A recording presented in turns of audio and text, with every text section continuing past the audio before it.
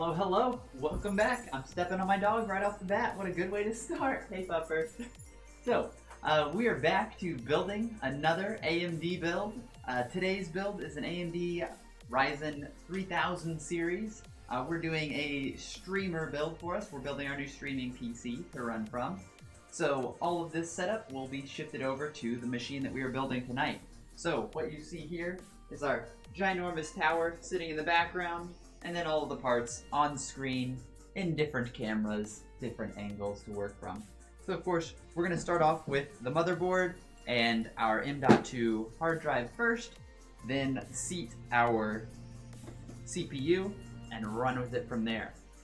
So kicking off hot and fast, we're going, I actually just worked with this motherboard last night on a buddy's PC, so hopefully I know my way around it a little bit, at least decently. This is the X570, which is, of course, for the new Ryzen 3000 series boards. Aorus Pro Wi-Fi, which you can see if I switch over here. We've got the rig, all of the parts listed around the screen. You can also do exclamation point blacksmith to find out where to go to look to find all these parts. You know, buy them yourself, check out the specs, do whatever you want to do with that good, useful information.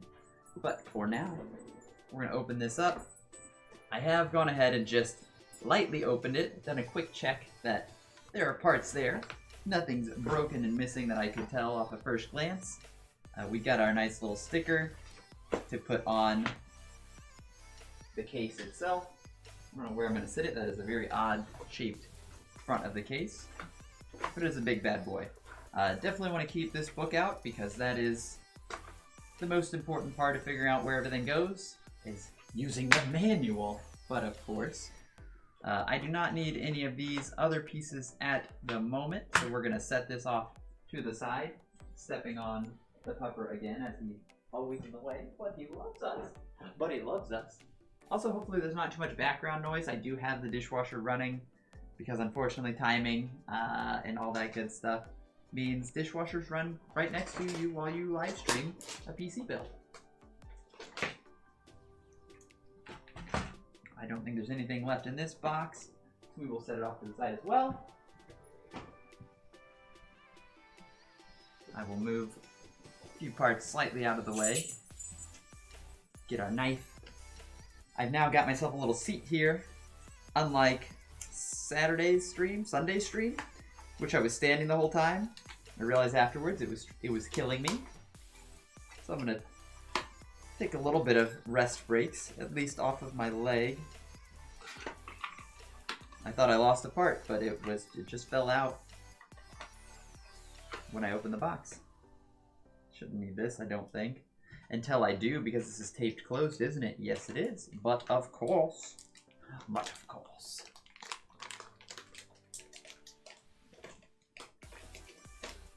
Not even to mess with it, just stab it. Just stab the motherboard.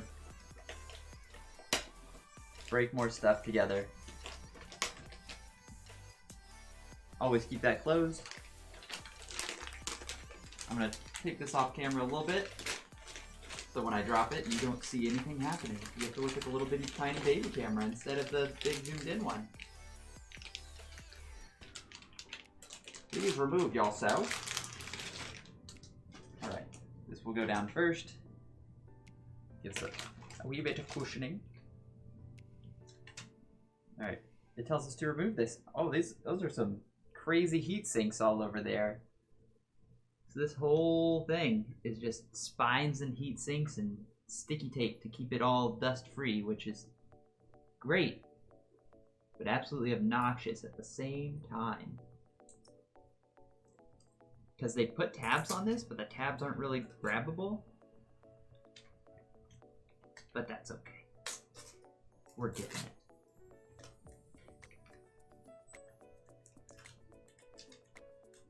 And it's so shiny and new and fresh. Oh, just watch it peel it away. Oh. That's a weird noise.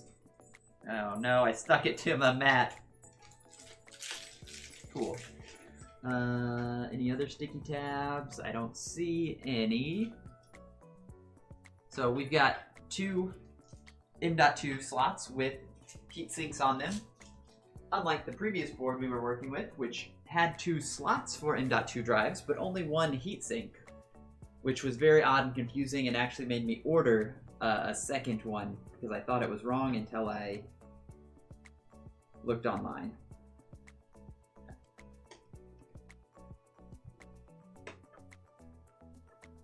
What in the world kind of screw is that? It's the tiniest screw head ever! I hate these board screws that you can easily strip. There we go. Just had to get it set in there just perfectly. Just unscrew that, stick it to your finger on accident, and throw it away. You just pop this bad boy up. It does have a little sticky filter that we will pull off once we have seated the M.2 drive in its position. Woo! Launch it right out of the packages, but quick, fast hands Magoo here is able to catch it with no problem. No problem at all. So I believe this is a little heat shield that we place on top. Otherwise it's just branding, and I'm okay with it either way. So I will set this down on my mat, pull off the sticky tab,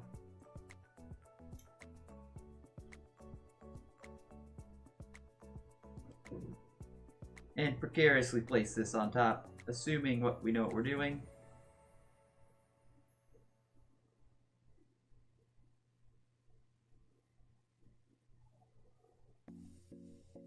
And we know absolutely everything about what we're doing here. Placed it perfectly on the first try. Nothing to worry about.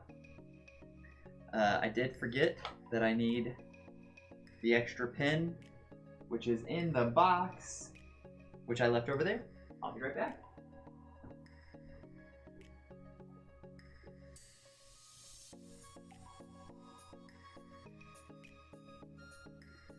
Oh, they gave me 2. I was like, why is there so many? They gave me 2 because, of course, there are 2 drive slots with heat sinks on them. So you get this whole big bag for 1 tiny little screw. And then another big bag for 1 tiny little riser. I don't know why I'm going to talk so high-pitched. I'm going to do that.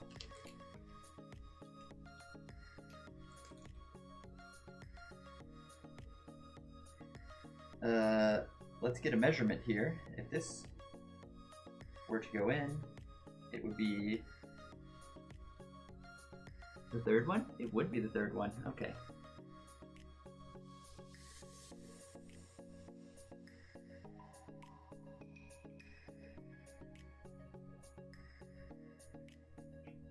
Kind of hand screw that onto the board.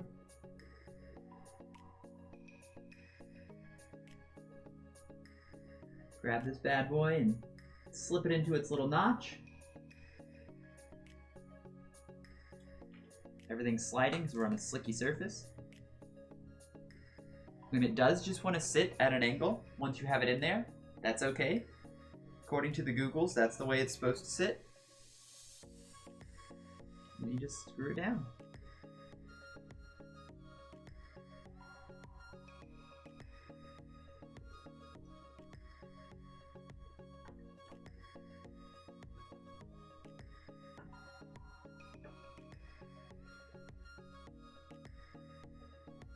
So I'm pretty sure you're not supposed to use magnetic screwdrivers on your motherboard, so I have chosen not to. But in these situations like that, I would have much preferred to have a magnetic screwdriver because it would keep things in place. Alright, so we have slotted our drive. Technically it has enough cooling, but we are going to go ahead and put this heatsink back on it because it comes with it, and that's why we bought it. Heck yeah, look at that sweet little thing. It just sits in this little tab, falls down evenly on top. You give it a little bit of pressure, not too much, just enough, just perfectly. And we screw this bad boy on. That took us what? 3 minutes? 5 minutes? And we've got our memory in. Well, our storage, not our memory. Storage is already on the board. We can clean up our workspace. set these over to the side, throw away our trash.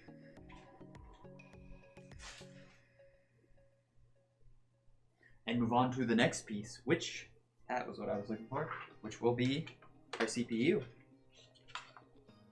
We will seat that on the board. Actually, yeah. I will put the CPU in before putting the board into this ridiculously huge case, because once I do that, my table space will be destroyed and everything will have to be moved because this is huge. So for my brain's sake, I'll bring this over on camera just a wee bit. There it is. There's our power. There's our Ryzen 7 3700X. Brand new. Been out for like a week and a half now. It's a beaut.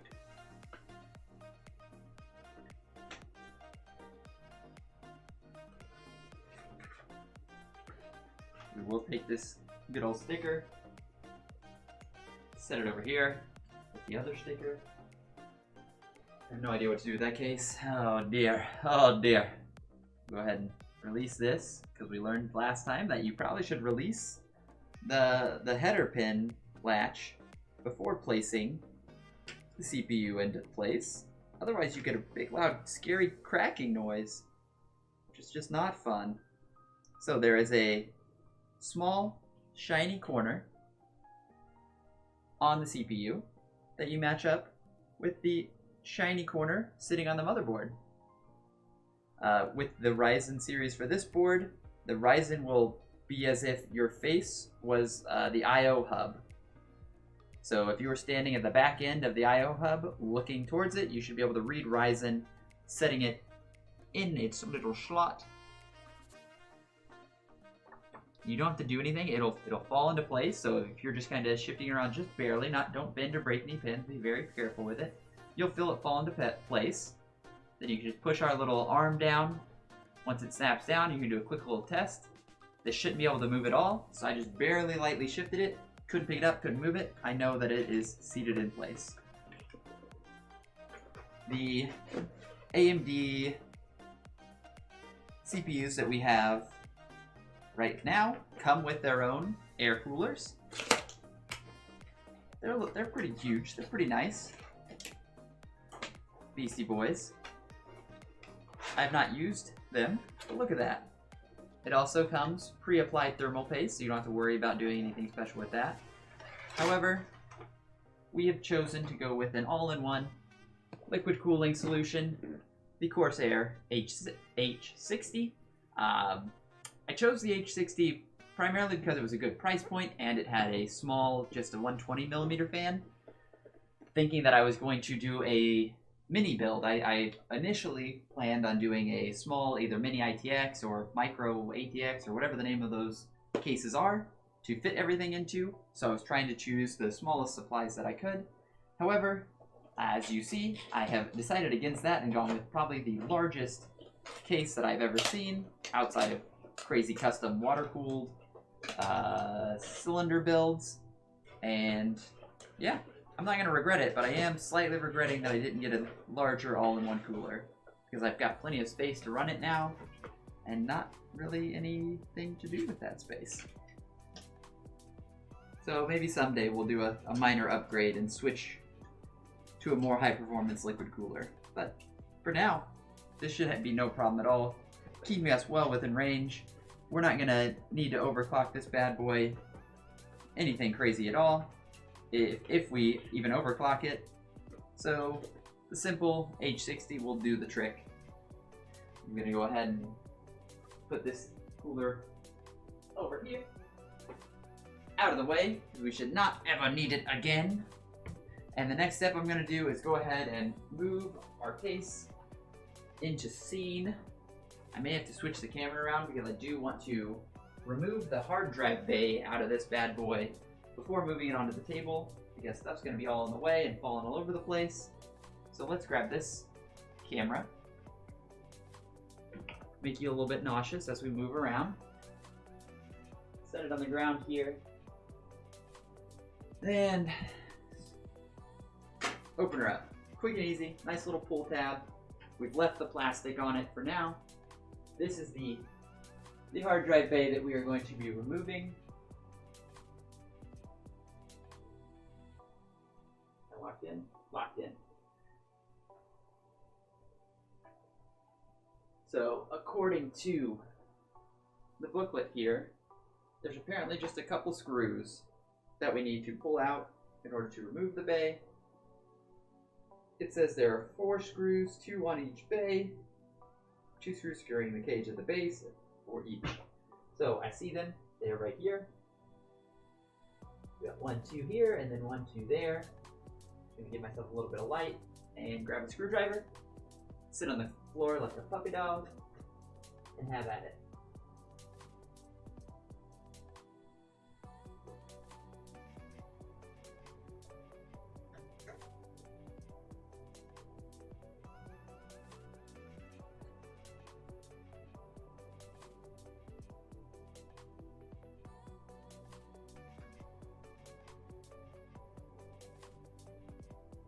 So it said there was just 2 screws, however it is not just coming out easily, so I'm going to do a quick second look, making sure there are no screws hiding in the front.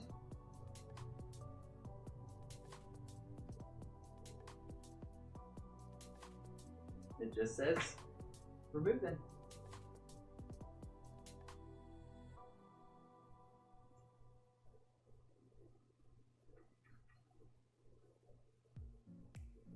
Don't mess with me now. Here, you know what? I'm just gonna unscrew all of them. And we'll probably have both of them come out at the same time, and you don't have to worry about it. At some point, I will be putting in another hard drive. You know, more memory, more video storage space. But won't need it at the moment, so I'm not gonna worry about it.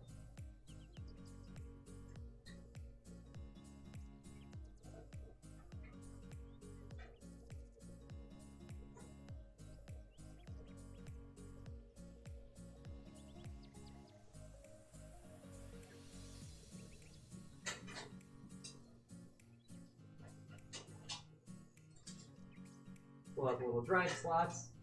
Still not seeing anything that this is attached to.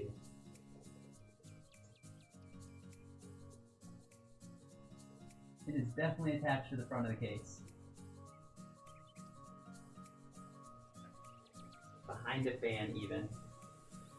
So they super duper lied about that. That's annoying. Yeah, I left all the tape on because I didn't plan on popping any of this stuff out until we were ready to hook up some wiring.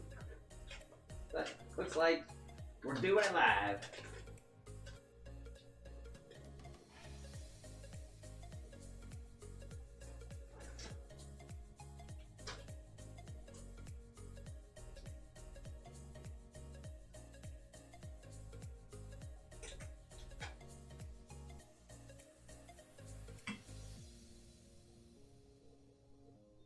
There's nice big intake fans on the front. And in between, I see. Oh yeah, that's literally just underneath a fan. There's no way to get to that without taking the whole fan off. Cool. I'm a fan of that. I'm not. It's a lie.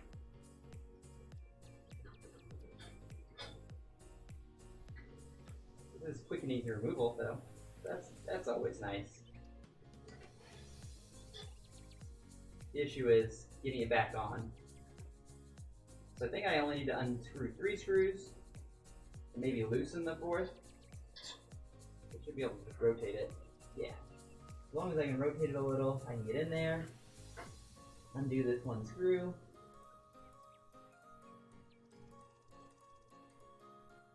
Look, and we are magnetized somehow. And the hard drive bay comes right out. Whew. Hate it. It's not fun, it's dumb. Let's set it on the side so it doesn't cut through anything on the table. Can I see the screw on this one? Okay, cool. So that fan I do not have to take off. so they can actually fit through the blades. You go right at it. Handy dandy magnetized screwdriver. Cool. I'm gonna put these screws back into the bay so we don't lose them. Because someday we may decide we need 500 billion hard drives in this case. Hold six hard drives. You know, you can get like an 8 terabyte hard drive easy nowadays. So just do that quick math. 48 gigabytes. Terabytes. I don't know why I said gigabytes. Gigabytes are tiny. Terabytes.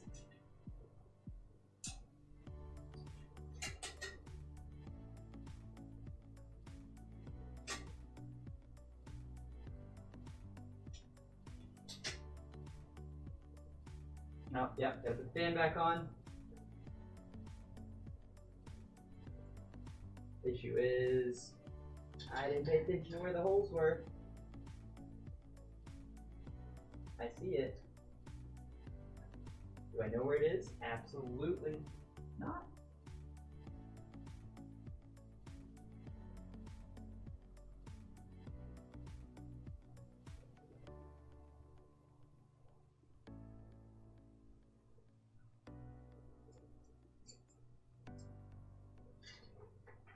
So fun fact, I was installing fans last night for about 3 hours.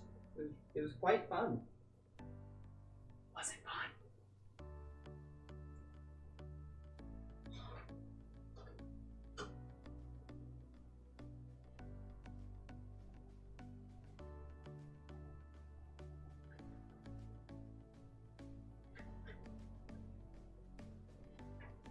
Okay.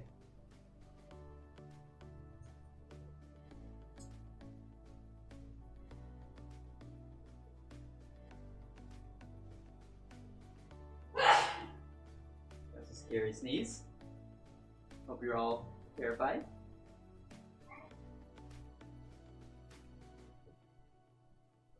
Oh, that was a kneecap. Nothing to worry about there. Who needs kneecaps?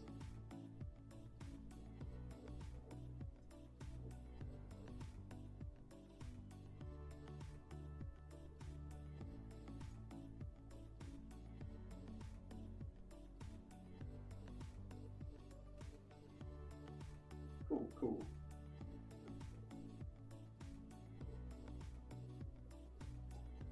I literally have no idea how these went together, so they're gonna go sit in a box.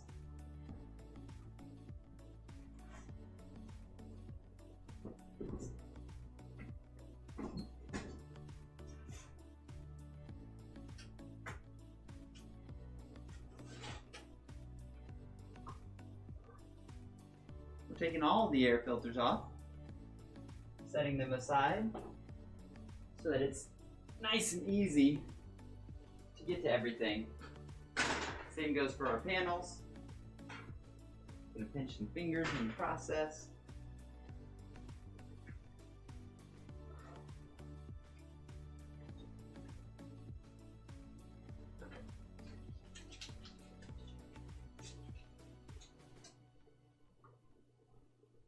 All right. Time to figure out where all this goes. This is all going to go stacked on the floor right next to our microphone, so we don't have to yell anymore.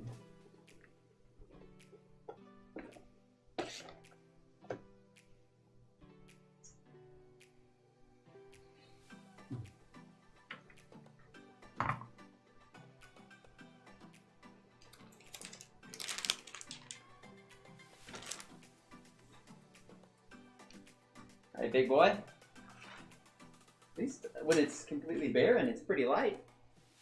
That's nice.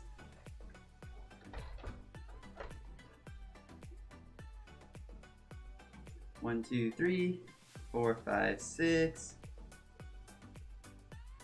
7, 8, 9. All right, we got cables out of the way. Lots of pre-run cable management, which is nice. Should probably pick up my phone, which is on the floor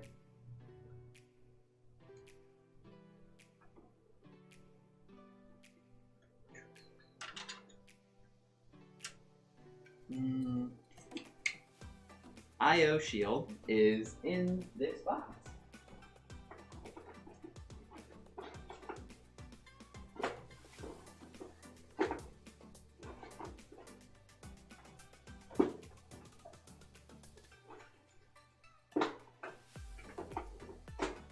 Or there isn't one? It's pre-installed. It's pre-plated on the motherboard.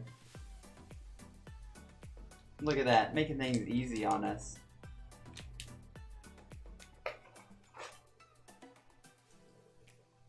That's the case.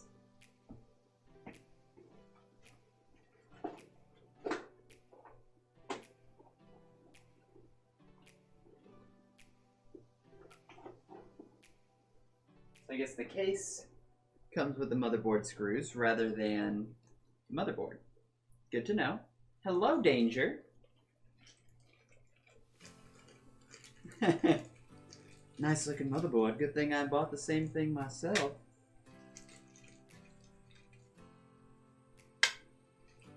We got 18,000 tiny bags of screws. Now we just have to figure out which ones are supposed to go with our beautiful, beautiful motherboard over here, hiding in the corner. Probably these ones. Or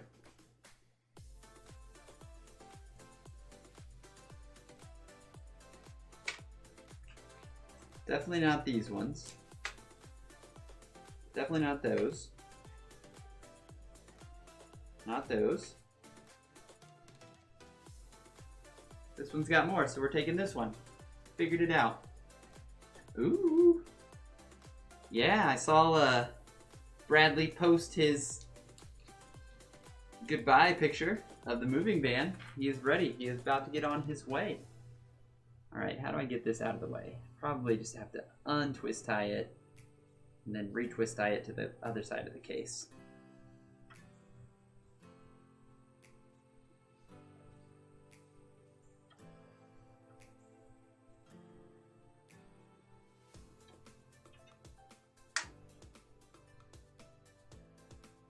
Was it an Amazon buy for the 2080S that you're picking up?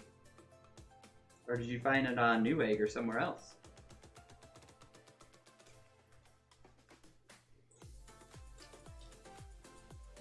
This music is... I suppose it can be considered music. What is this?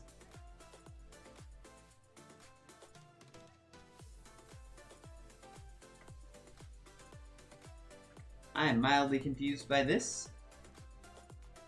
Random tab sticking up. Is that because this board doesn't use 9? Looks like it does. We'll figure it out. She's going in.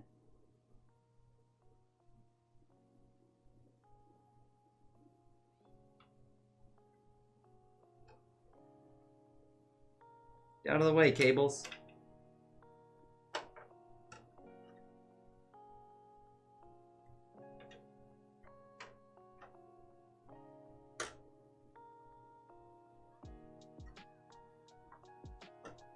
Okay.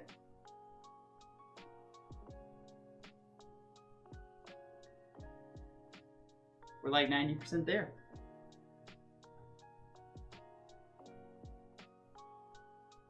It doesn't like the top.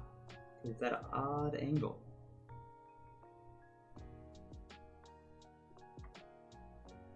But that tab is on it.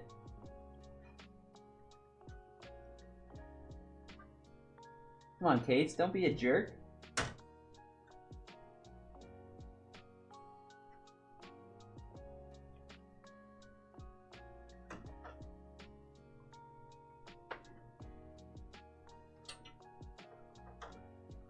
I should not have to force it. Should not have to force it like that. I wonder if we can sneak a camera in right here. Yeah, you can't see anything. But it's beautiful.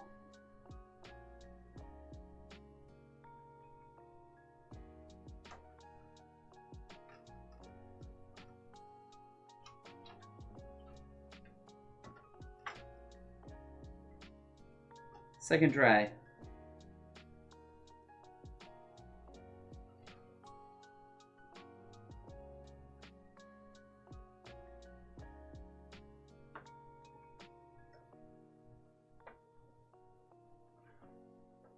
It just really doesn't want to pop out the back of the case.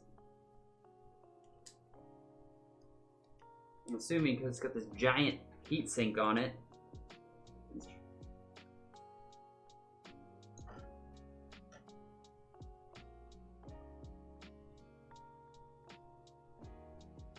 I think this was one of the easiest parts. Oh, well here you go, Danger. I'll show you the CPU to Mobo in reverse. You pull this and you pull it up. Okay, so you got it now released. Hear that little pop. CPU is out. We have a little golden tab here, which you can see on the bottom as well, which goes with a little shiny tab on the motherboard. So on this motherboard, you should read Ryzen as if you were looking at it from the left side of the motherboard. So Ryzen, if I was standing over here, looking at all the USB plugs, that's the way the Ryzen CPU should sit. You've got your little bracket, your lock-in bracket up. You very carefully set it so that the tabs fall into the holes, and you'll feel it just drop into those holes. You push this bad boy down, latch it under. No, it takes like 5 seconds. Then you just check that the CPU can't move, and you're good to go. That's the easiest part. The hard part is getting this any cooler on the CPU. That took us like 45 minutes last night. Okay, so all of the holes except these 3 are lined up, and it's because this fat head does not fit through at all. I'm wondering if I have to like tilt it at a super downward angle. But the issue with trying to tilt it at a super downward angle is it gets caught on this, and it gets caught on this pre-installed tab on my motherboard, which I don't know why that tab is there. I guess it's meant to help you get everything lined up. But I'd rather not have the help. I'd rather just do it right. I'm trying not to break my motherboard in half to take it back up off of this.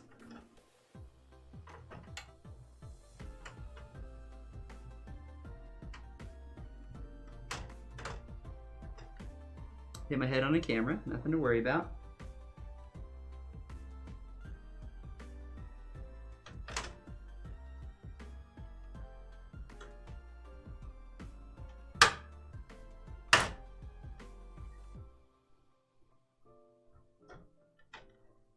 Nothing. It did not make it any better.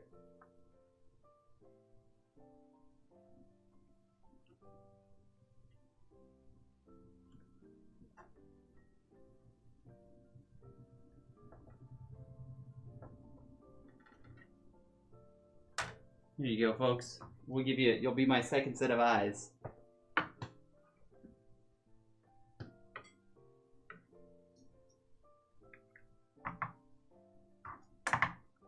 So right here, that little panel does not actually want to go in. It's quite close, but no cigar. Not a one. So it's just like sitting out here. This side is in, this side is not. So the motherboard is off kilter. It's sitting at this angle, like so, when it should sit like that.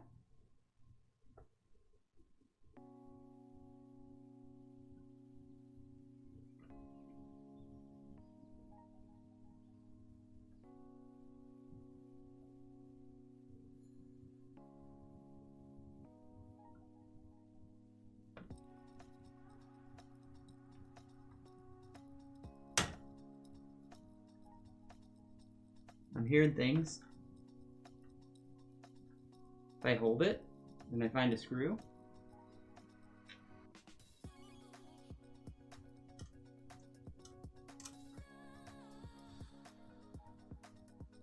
That's definitely not in there at all.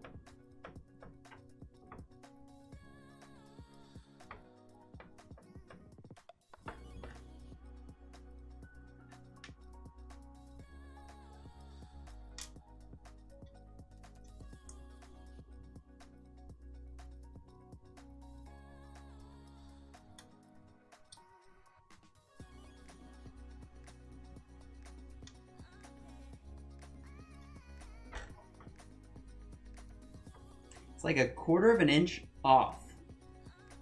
Like if the board could sit ever so slightly closer.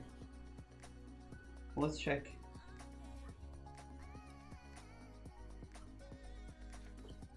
Screwdriver. Screwdriver.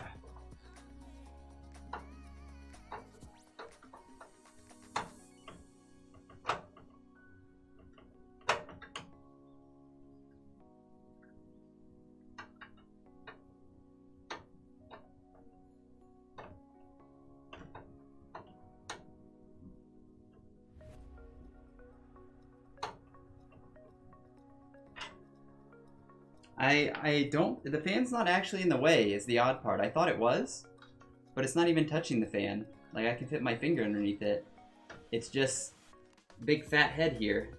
This rectangle is slightly smaller than the actual rectangle. Or than the, whatever. I'm gonna lose everything here. There's nothing to even screw into that. Set those over there.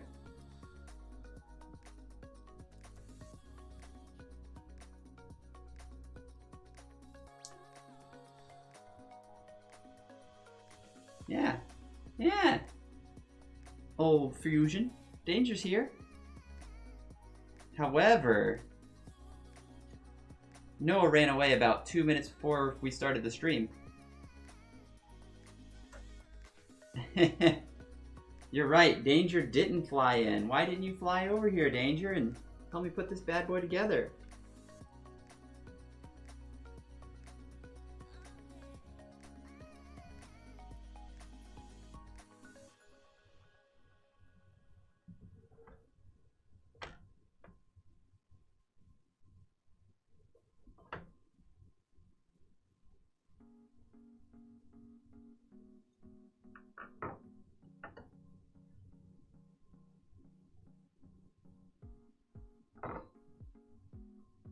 Do you know is the what to Danger or Noah? I assume it's probably to Noah. And yeah, he's a crazy person. He said something about food and then literally ran off. He's like, I'm late to a dinner date after dropping off his materials. Like he brought stuff over for me, which was very appreciated.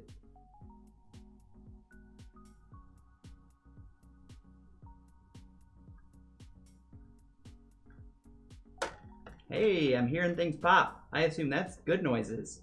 It's not.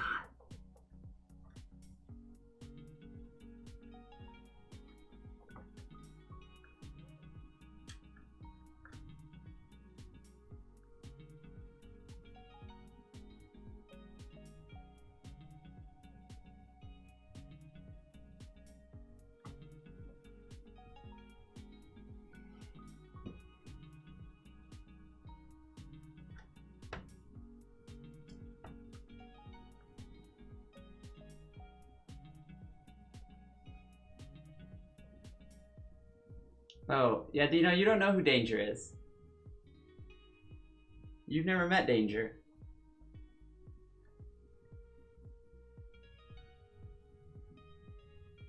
Technically, I think I've only met Danger once. IRL.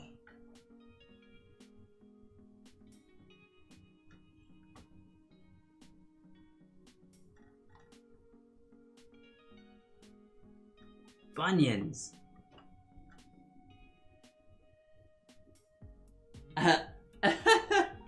No, Danger's a girl. Danger's a girl.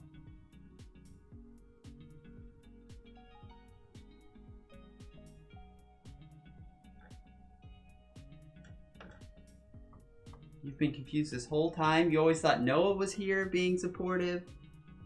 No way.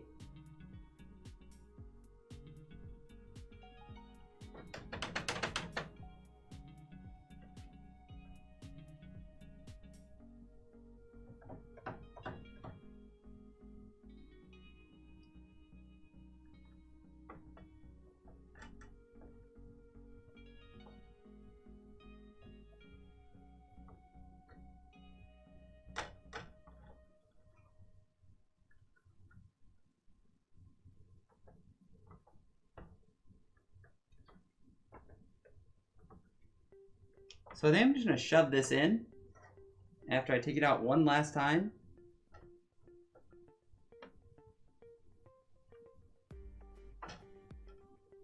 Because it's just catching on everything. Literally can't even take it out. All right. What do we got here? We got 3 tabs at the top, which are absolutely 100% what is getting in the way.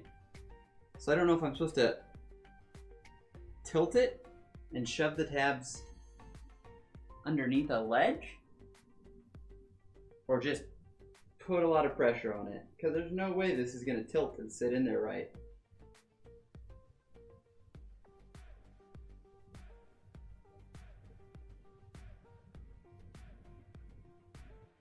Wow. All right. I hate this because I'm going to break things. I'm trying to get a good grip on this board, but there's nowhere to like grab.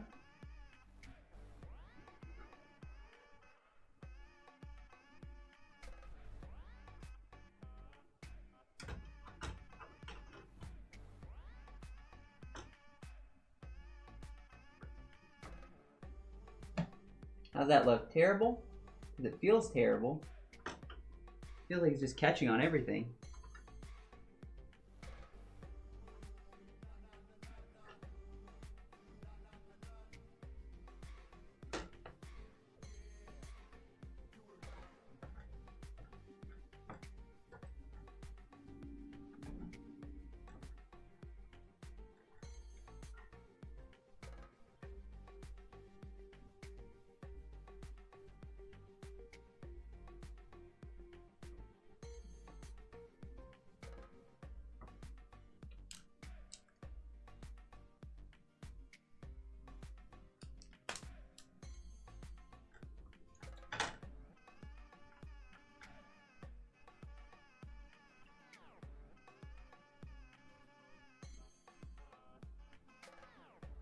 Whoever designed this connector had the big brains. Just very large brain. Much larger than mine. Because I'm never going to figure it out. It's a puzzle with no clues. So you know what we do with that? We use brute force. And we say, if she die, she die.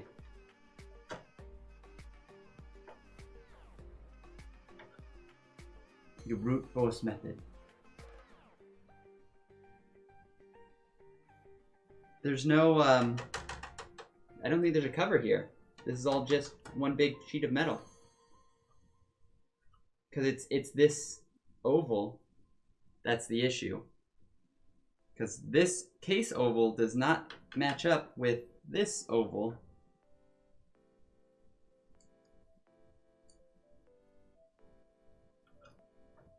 And so we go, F it. If I can attach if I can get all the 8 screws of 9, because this one's just a tab apparently, then it's going in.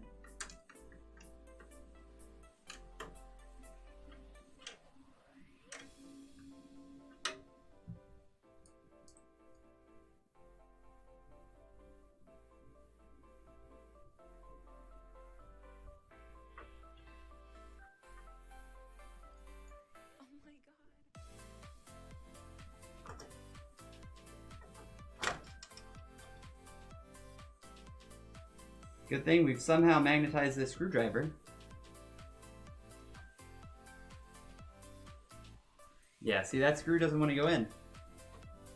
But you just keep going at it, and it'll go. It'll do it. You'll get it there. So now we do the worst possible screw, which is in this top left corner. If we get this one, we're golden. We're golden. Who cares if the board's sitting tilted? It ain't moving. That's what we care about most.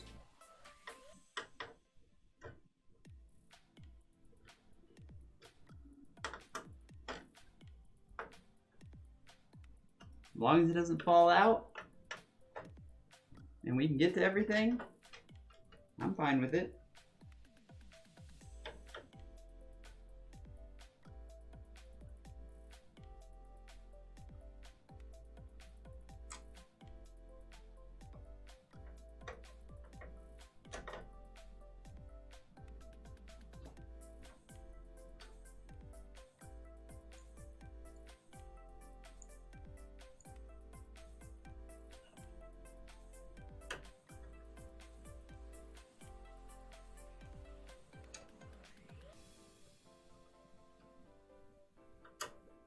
Oh, balls. Now we're actually upset.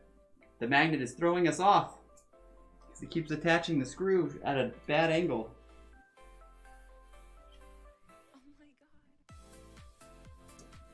Oh my god. We did it.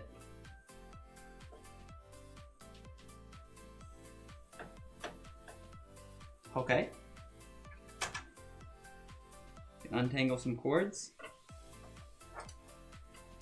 Throw them over here. I know what that is. That's the HD audio cable. That's the USB 3.0 cable. That is also an HD? It's a USB 2.0 cable. Okay. Because we've got like a billion. I love it. I'm actually loving this case because the case has like fan controls on the top. It's got 4 USB slots on the top, 2 of them 3.0, 2 of them 2.0. Then we've of course got like the 7 USB slots on the back there. It already comes with 3 fans installed. Whew. Okay, what is this? That is the power switch. Why are some of these super long and some of them super short? Because the HD LED power reset. I don't know.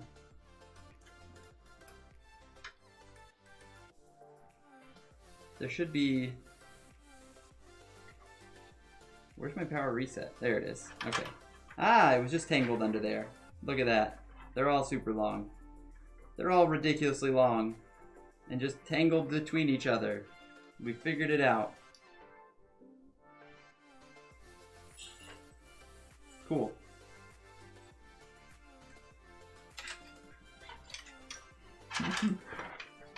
So many stupid cords.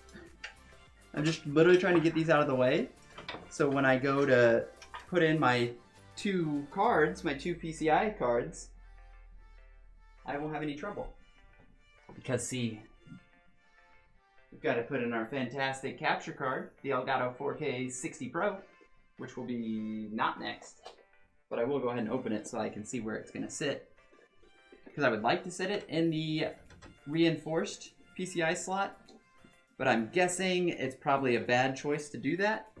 Because I'm going to have my not very well air-cooled graphics card sitting right above it.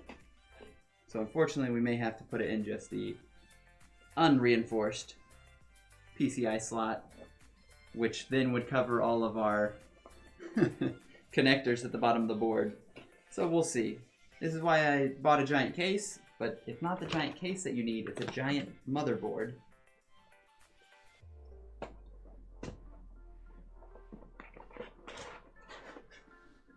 Ooh, it's in a nice little, I don't even know, soft cardboard casing.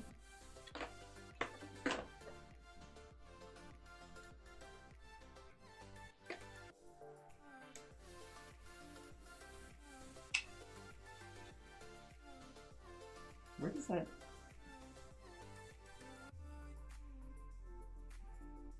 Now I'm second guessing myself because this is not a full slot.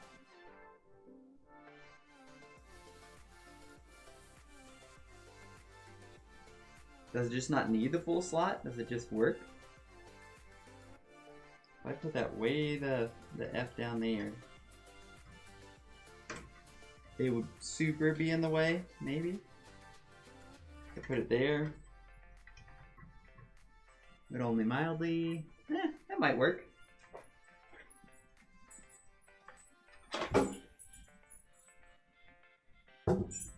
He's freaking himself out. I don't think you could see it on camera, but Obi just walked into a box, freaked out, knocked over the box, freaked out again, and ran away.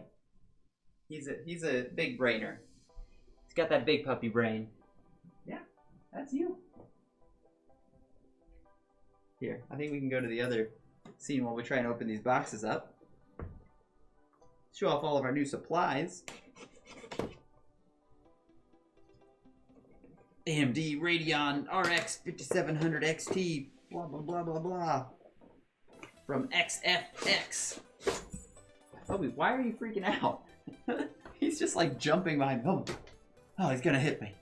No, pup. No. It's fine. I might throw a box at you every once in a while on accident.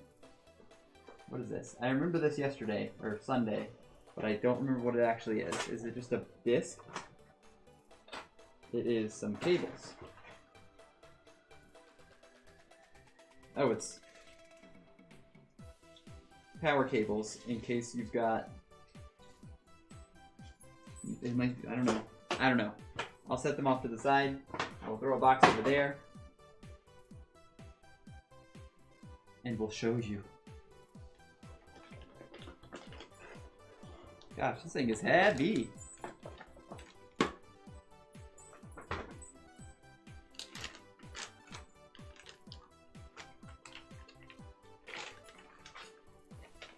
This is definitely the way you should hold it. 2 fingers. Look at that. It's got radiator fans and one big hyperventilating vacuum fan over here. Obi, what are you doing going back there? You trying to get got? Is that what you doing? All right, we're gonna hook it up right here, which means we need 2 slots. And those 2 slots are the one that I've done already and then the one right above it. Cool. Screwdriver. Doctor. One-handed screwdriver. Incoming. Yes, nurse.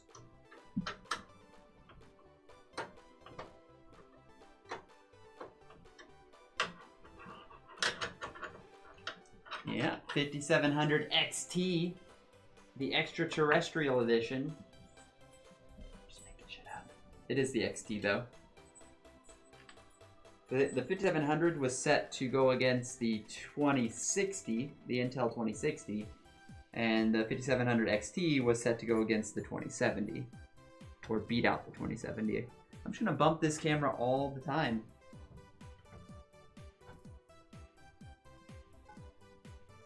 You know what I have to do? Remove this piece.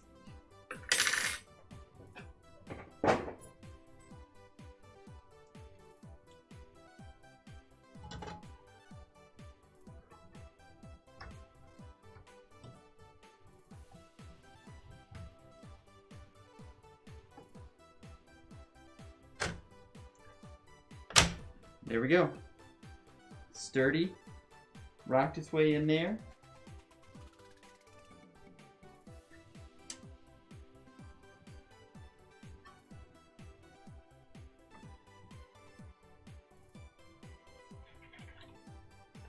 I've got a screwdriver hanging around here somewhere that I can work with.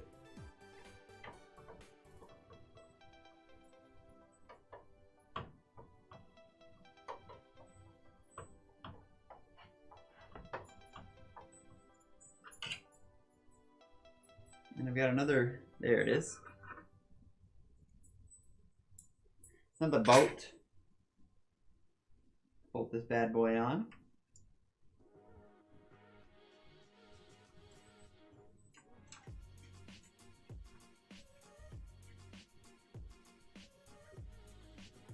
Yeah, he helps a lot. He helps distract the audience while I stumble through this. He never gets in the way or spooks me by trying to trip me, sniff my ankles while I walk around. It's just the best.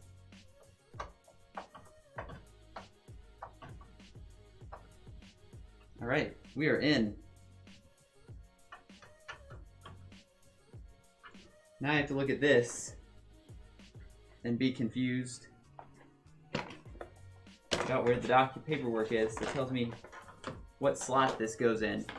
So it does say PCIe interface, but there are multiple PCIe's, so any of them, X4, X8, or X16. So this is a X8, this is an X4, and I guess this was the X16. So if I line this up again,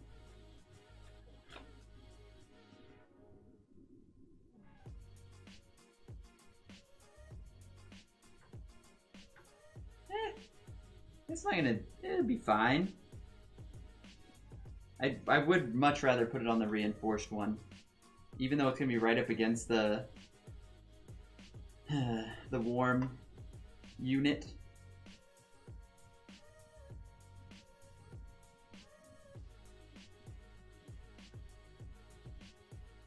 Okay.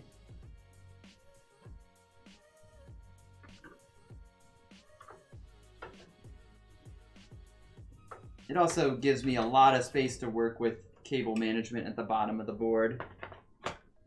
Cable management is the worst. We're gonna be done with this build like 2 hours in. I did only have to brute force the motherboard onto the case. Oh, Brozone, my friend. It was not gonna fit whatsoever. The back panel here does not actually fit into my case for some reason. It's a very poor design. So I just had to shove it up against it, turn the screws sideways, and just anchor them in. So, probably. You're probably right. But I've gone too far. Danger with the doing the GPU. Gold. Thanks for the bits. I will gladly break all the things. No, I won't. No, I will not gladly break all things. But at least, you know, I get a little bit of compensation for my troubles over here.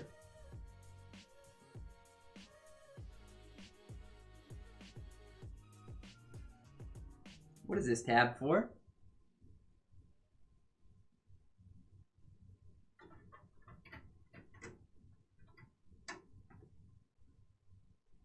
Does it actually do anything? No? Yeah? No? Huh. Got no clue. So that's open. You know what I didn't? I didn't actually unlock the tab for the graphics card. Good thing it might have already been unlocked. So we've probably just broken everything. Nothing to worry about. Nothing to worry about. Seems good. Yeah, that clicked in nicely. Nice, loud, smooth pop. My hands are fat, but not really, but kinda. Got those fat fingers, not one to line anything up.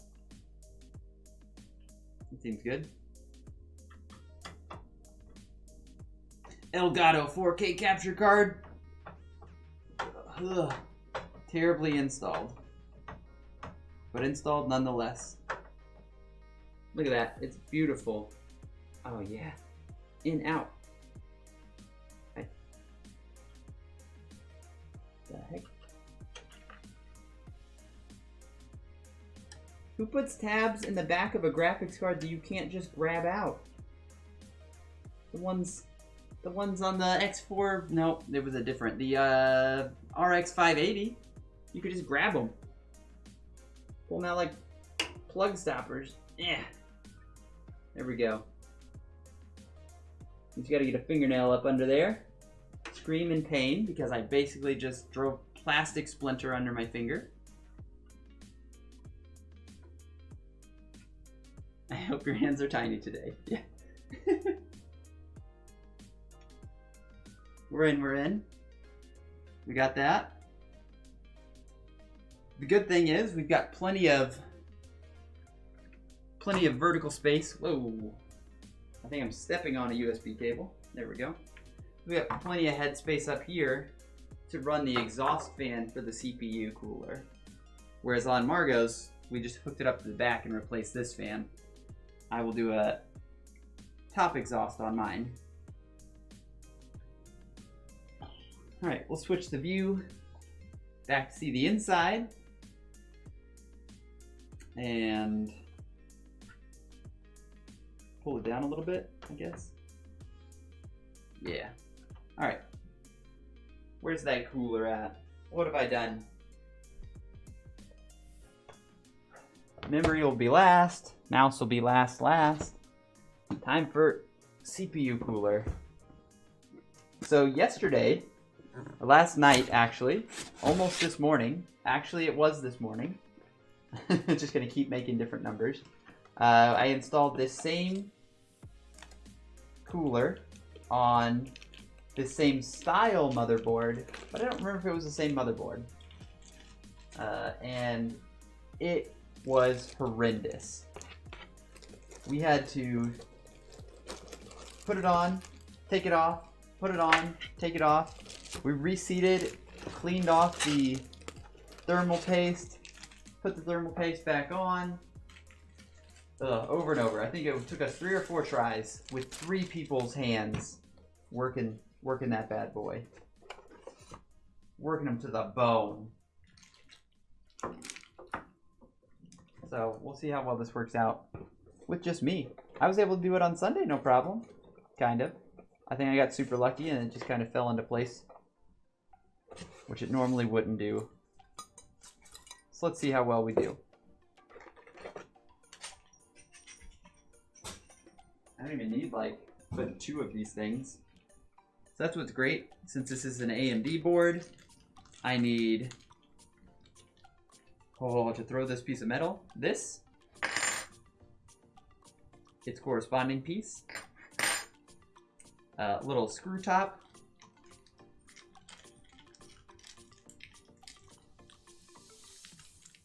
and a lock-on key, and then 1 more copy of that for the other side. Ew, gross. You gotta wait another whole week? Dang. Wait, it shipped today? And you still aren't gonna get it for 6 more days? What kind of shipping you got going on out there?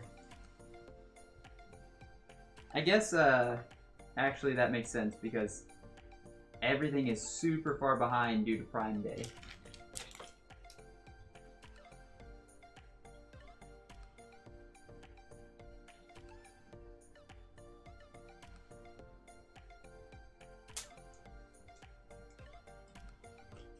Wait, using my brain here, should I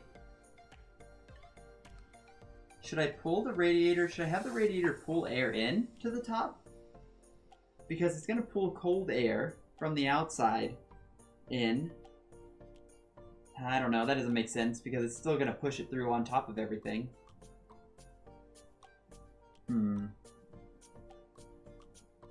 Using my brain power to think this over. We've got cold air coming in, heating up on the inside, going out the back here. We've got this whole thing pulling in hot air, or pulling in air, circulating it through. So lots of hot air due to this just radiating heat. It's gonna push air out this way. It might push air out this way. Maybe it'll, I don't know.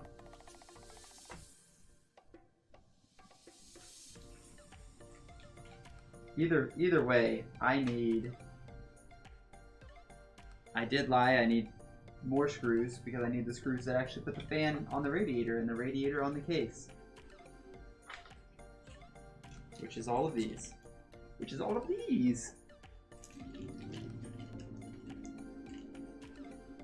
Should have 4 long screws. Put the fan on the radiator. I don't know why I'm putting them in different places, just to confuse myself.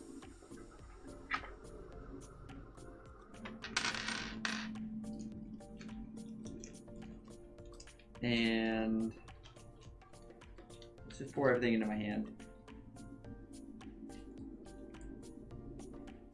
4 small screws with washers on them to put the radiator onto the case, which I will actually put these over here.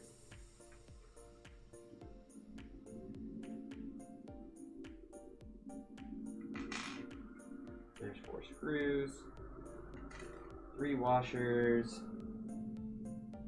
4 washers. We did it.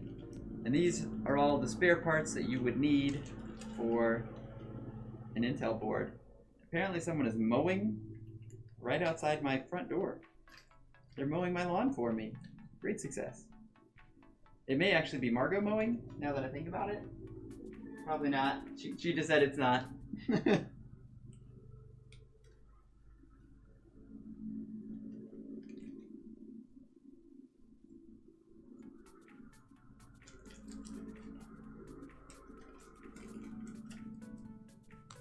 That back in that box. Start with replacing the metal pieces.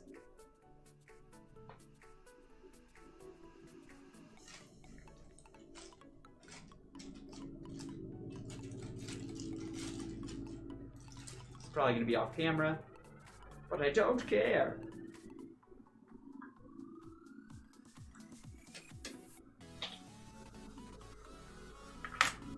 Basically just pulling metal pieces off of this thing, putting new metal pieces on it.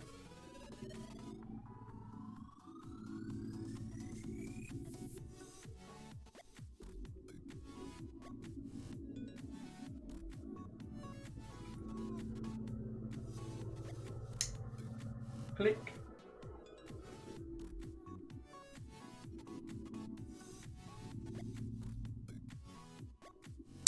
Click. We're covered. Gonna try and hold some plastic back over the top of this.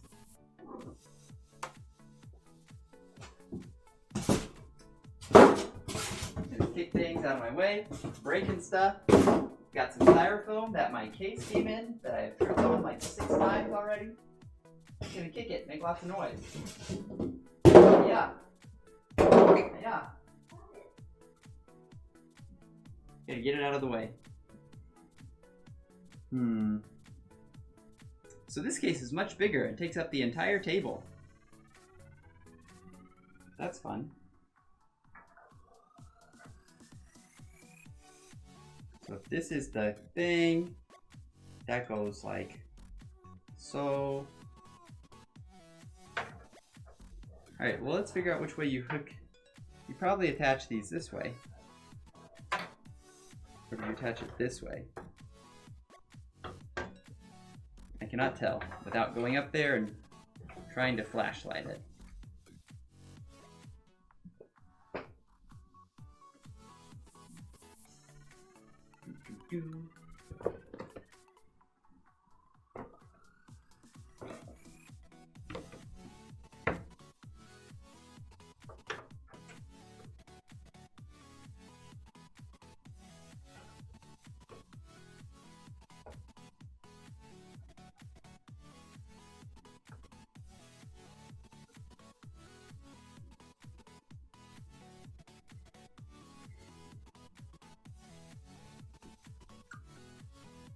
It does go this way.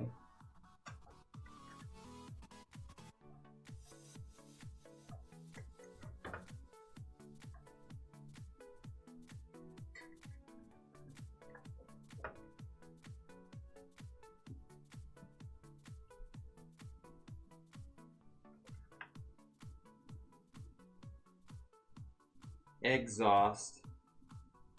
I want this fan to sit this way. So I need the 4 long screws.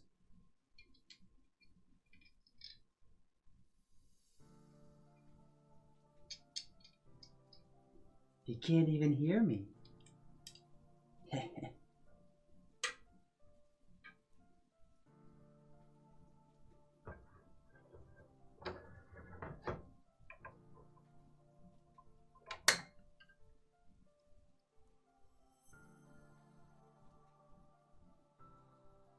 Screwdriver is always on the wrong side.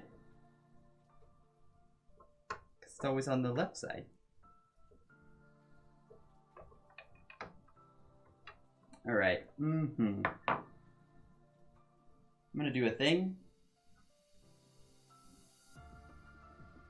That thing.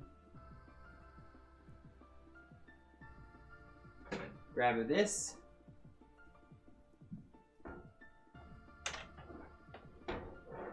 Put it here. Not do that.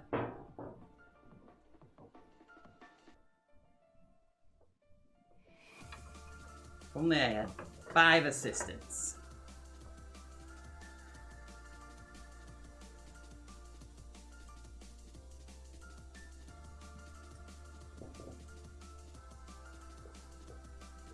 You can, yes. So generally, the top of case fans, you can fit 2 to 4 fans in them. So in this case, I'm only putting 1, but I may install a second one just to, you know, add extra exhaust to the unit. Because you normally want to pull in from the front and push out the back. I'm breaking more stuff, holding it together. It's like sitting a sled on an oil-covered buttery slope. It's probably the best plan I've had so far.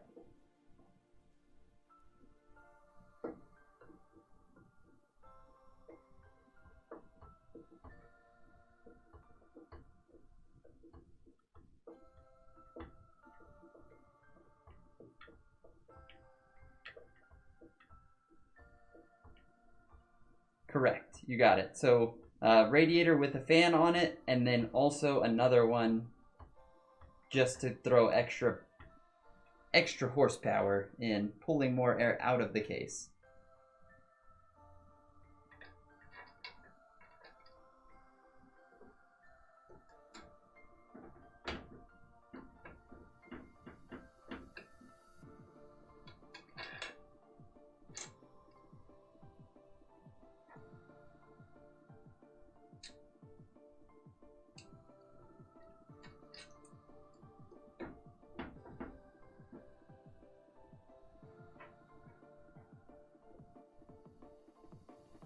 Yeah, see, you got the one that's perfect. I should have gotten one that already had 2 fans on it, but I thought I was getting a tiny case. So I think technically I could even fit 3 fans out the top of this ginormous case. So with yours, depending on your case size, if you have a mid tower or just of course you have a small tower, you're just going to stuff it in there barely fitting. But if you have a mid tower, your 2 fan radiator is going to fit perfectly at the top of the case, as long as you don't already have like disk drives or any bay at the top getting in the way of mounting them. And of course, as long as you actually have a top exhaust case. Sometimes case designers think more about look than functionality, and they close off the top of the case, which is terrible design, because of course heat rises, and that's the easiest way, is to let it go where it wants to go, and so you should just be pushing it out the top. But you know, you do you, case designer and buyer. I just won't buy your case.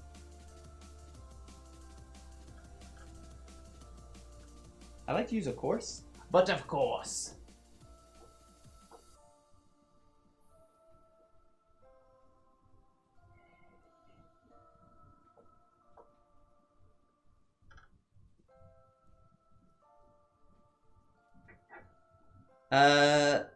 She has turned her new computer on. We have installed games, but she has not yet played on it because I have kept her peripherals away from her. The monitor that would go with that computer is sitting on the floor right there because I'm going to need it to test this machine with. But, you know, immediately following the stream, she will have her own monitor back and be able to play all the games she wants. I am. It's great. But to be fair, I had to like make her get on the computer. She wanted to play it, but she didn't want to test it out. That's not fun. Okay. Yeah, big booty. I got a big booty.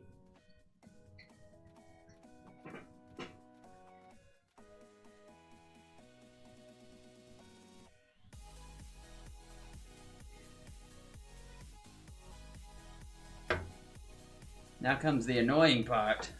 Trying to keep this from falling over while I just set it precariously. I love setting things precariously down. We got our 4 screws with washers on them.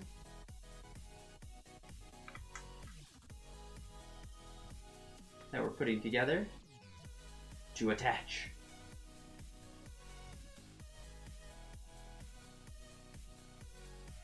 She did love the orange that I had it set to for her on startup, so that was fun. That was fun.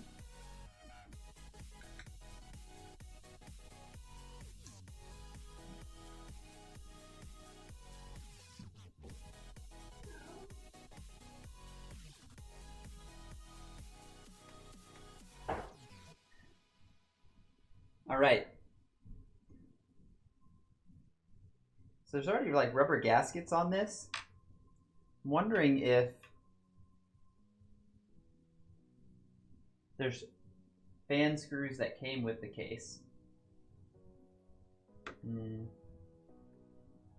This was the case box. There are something. I think that's too long. I think this might be too short. If I just push that through, nah, that seems fine. Doesn't have to be too crazy. Alright, we're gonna have to move this camera. New angle.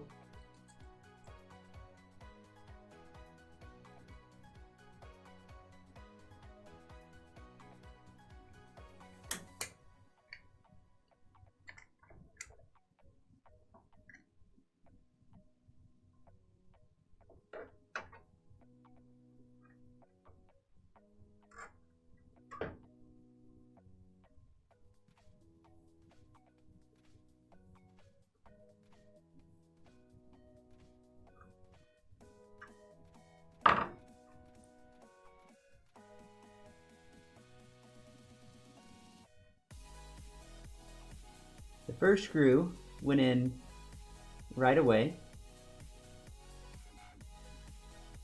I'm just trying to be very dexterous.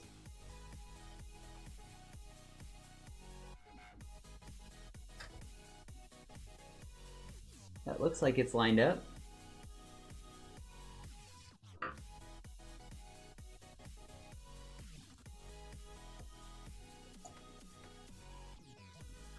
Good.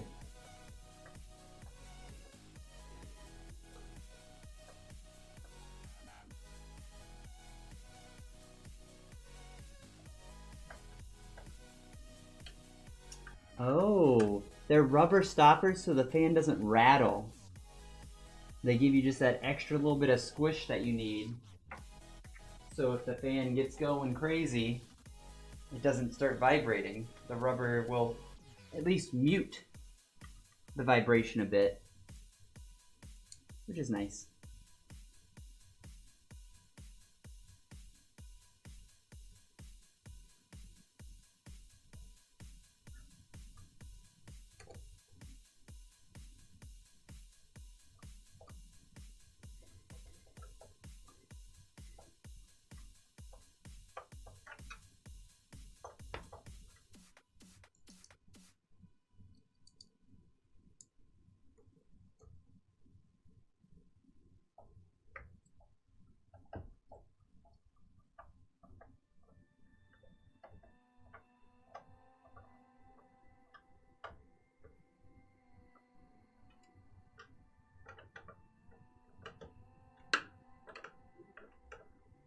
We're in.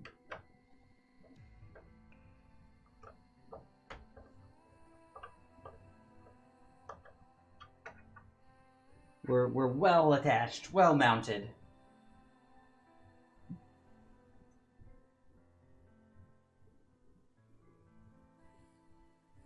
I think it's now time for the second worst part about this whole ordeal, which is attaching the CPU cooler. I am getting my copy of Windows from an online retailer called Kingwin, where they supply you with a key. You pay like $5 extra to guarantee that the key is not, if it happens to be a duplicate for some reason or another, or happens to not work, you can get it get a new one fresh. But you can also just download a copy of Windows Installer directly from Microsoft. So you just Google Windows install via USB drive. So I can install Windows based on this little bitty USB drive here that I bought. You need a 8 gig USB drive to do that. You can install it. You do not have to register Windows right away. You can boot up. You can still do everything. You just get the crappy background and you lose a little bit of functionality, but you can make sure your machine works without ever paying for Windows just yet. And then you either buy a key from Microsoft or you buy a key from a third-party retailer, put your key in. Sometimes the third-party retailers make you where you have to call and register through a call line. So that's what I had to do. I put in the normal product key. It said, "This cannot be validated. Please call the registration line and tell them this 64-digit number." I did that. I called them. Got on the line with Microsoft Resource. They were like, "Oh, can you tell me your 16-digit key?" And I was like, 1725437 blah blah blah. Talk through that, and they're like, "Okay, well here's this," and they gave me a 64-digit key. Put that in, and I've got Windows now. I think I just picked up Windows Home from Margo because I don't care about the Pro functionality. The Pro functionality is basically about setting up VPNs and connecting multiple computers together, which I don't care about. But I think they're about the same price. They're both roughly $30 to $40 on Kingwin or on an online retailer. Whereas if you buy them from Microsoft, they're probably $130, $150, depending. All right, reminder to all those out there, we already have pre-applied thermal paste to our all-in-one liquid cooler. So the main item here is to get this bad boy lined up on top. Get our little keys set on these tabs. So you set the key up. I'll set it up vertically.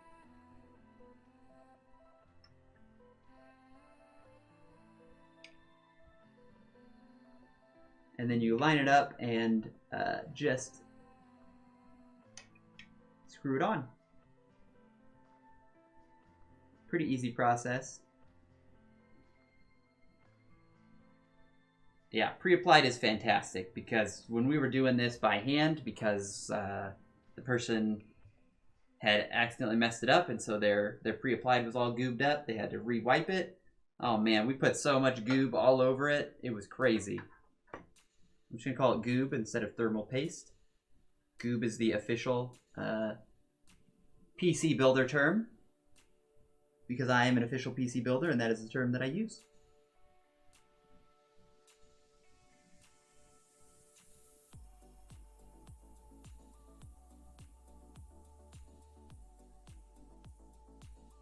Please stop sliding.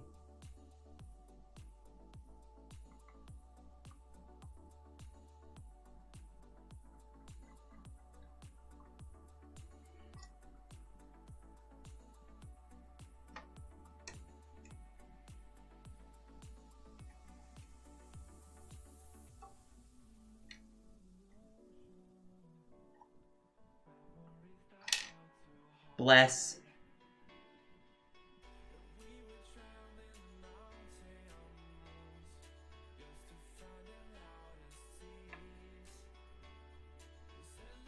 Yeah, it's definitely not easy, Rack. Hello, welcome. Thanks for hanging out. It's definitely not easy to put the all-in-one cooler in once it's in the case. But I'm also just one man. I would not be able to mount the motherboard. I had a big enough issue earlier just getting the motherboard stand alone in this stinking case.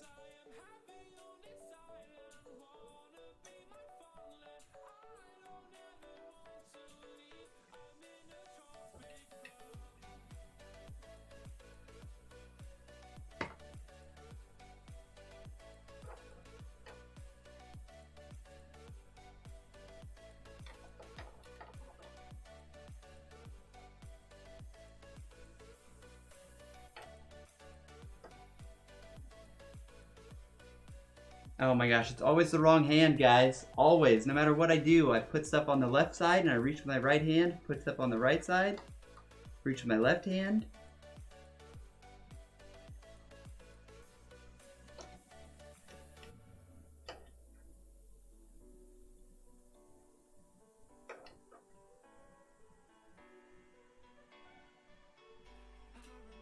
I don't know if I've got this backwards or what. It is not grabbing anything.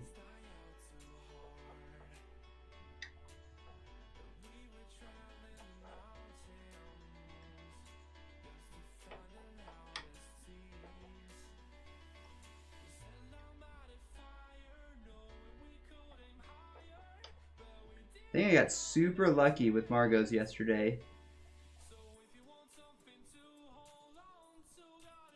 Because this is not grabbing. I need my phone to light up the darkness over here.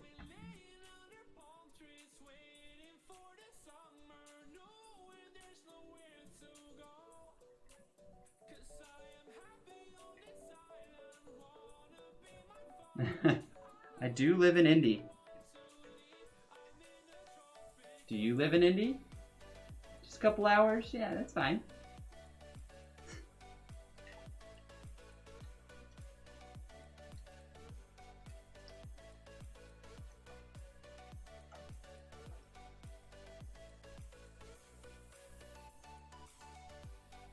Oh my gosh. I literally can't even unscrew this thing either. I must have screwed it on like all the way. And that's why it wasn't working. I did. Alright, just barely screwed on. Now we got the extra length to hook it underneath. Please. Yes. Yes. We've done it. Woo! Just had to use my big brain.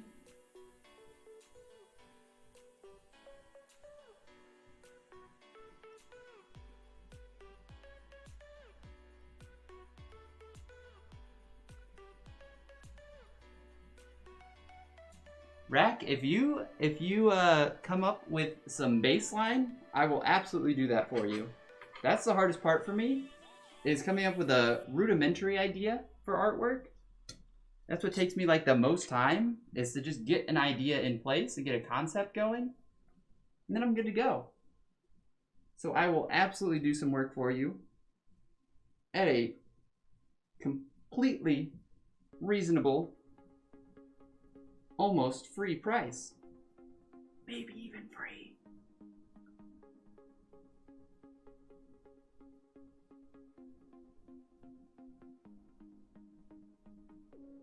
Apparently Amazon's going crazy and giving me all these deal alerts. I'm like, what is going on? Why is my phone going off? It's like, you gotta look at this. Look at these little bitty 50mm fans that you could buy for absolutely no reason. They're on sale for $10. And I'm like, I bought one of those. I bought two of those 3 years ago to build a Raspberry Pi, a RetroPie gaming system for my sister and my brother. Like, I built them Nintendo Raspberry Pis. I don't know why it would think I need those fans for anything more. But they're on sale. You gotta buy. Buy, buy, buy. You know, like the Backstreet Boys. Or NSYNC. I think it was Backstreet Boys, you know. Bye, bye, bye. Yeah, the RetroPie was super fun to mess around with. I keep almost going to pick up the Pi 3 or 3A or 3B Plus or whatever the newest model is. But I'm like, I don't need it. I still have a Raspberry Pi hooked up to my TV in there that I never used because I've got 4 PCs, 3 PCs, 3 PCs, PlayStation 4, PlayStation 3, Switch, PlayStation 2, just a billion gaming systems. Okay, we got cooler, capture card, graphics card, fan. I think it's time to start wiring this up. Am I incorrect? Oh, I have 2 things left here. One being power supply, which I have now blocked out the use of this camera. Put that there and pretend that it's useful. As well as the memory. But I will put the memory in last because I hate running wires around with memory in the way. But I will open the tabs up of the slots that I know the memory needs to go in because I looked this up last night. It is slots 2 and 4 are the optimized slots when only using 2 sticks of RAM. For this motherboard in particular. Always check your own motherboard.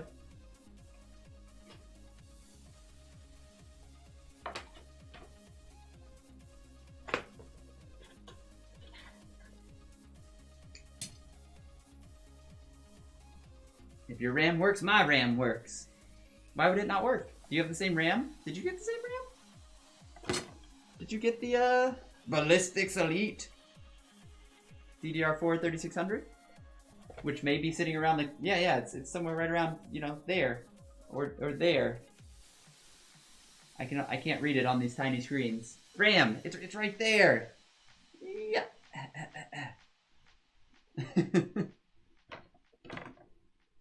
Okay, we don't need the thermal paste. Oh, wires. I don't want to do it, folks. Somebody else come and wire this up. Okay, so I know that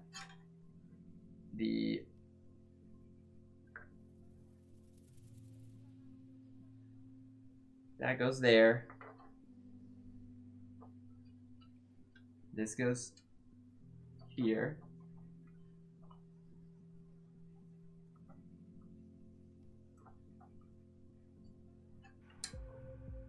Two of 27,000 plugs are now plugged in.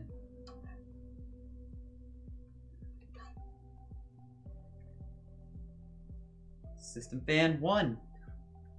That's gonna be this one. It's gonna be this exhaust.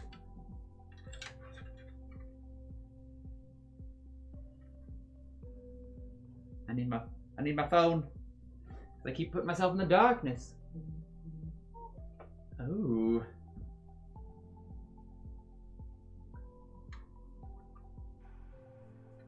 The PC shoppy. Got it. Fan. Oh no. Why did I do it that way? Let's do a little bit of cable management here. I don't think I can. I don't think there's enough space to manage these cables. There's just enough. So I gotta unplug it again. Yeah.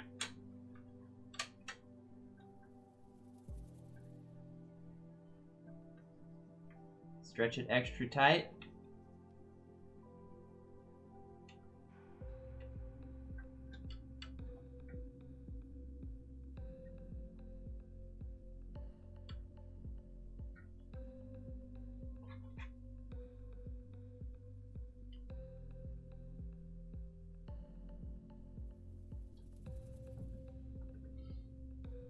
That's spooky. It is extra tight. Stretched it to the limit. That one's not gonna be able to go to the limit. That one's just gonna have to sit hanging out, Mr. Bo Dangler. All right. Can we see what we're wiring? No, I've got to move this case up. I gotta throw my power supply off the table. Yeah. Might as well just, yeah, that's perfect. Beautiful. All of these lines. The worst one ever, the HD audio, because it goes all the way across everything else, which means it needs to go first. And all these need to be set up high. HD audio. Right there.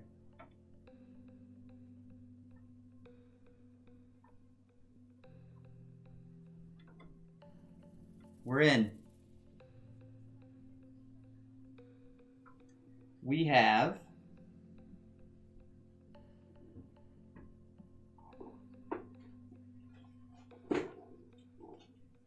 a sweet little organizer clip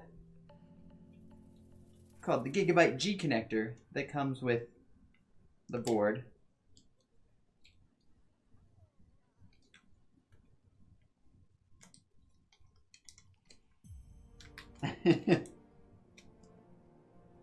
What don't I know? I did this yesterday. Here, I will jump in the Discord and let you talk at my brain.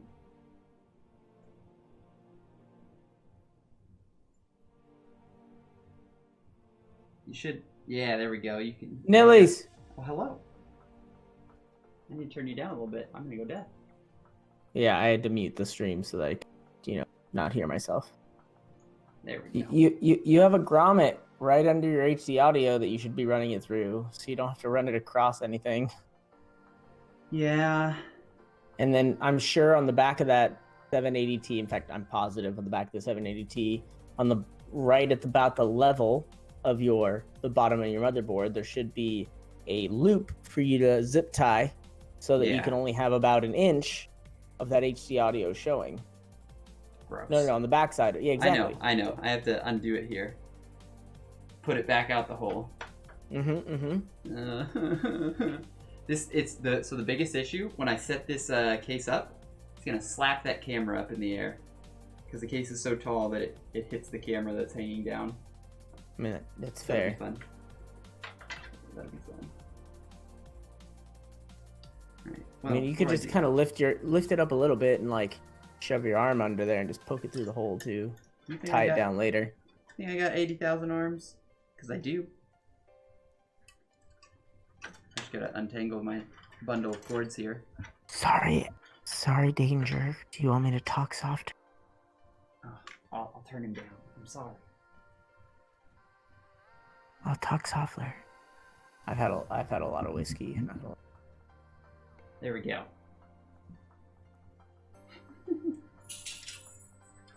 It's like he's my verbal assistant. Yeah, just yell Gibbs instead of Alexa. Fine. Why are there so many cords? Why does this case come with 18 fans plugged in already?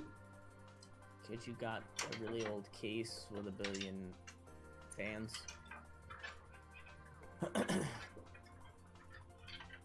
Okay.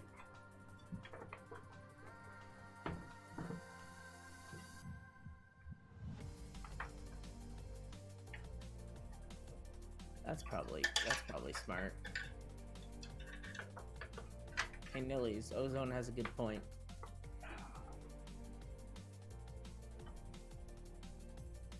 How does that work? I don't know how to mute Discord on the stream. Oh, he doesn't have it as like a separate. Yeah, I just have desktop audio. Yeah, that makes sense. Okay.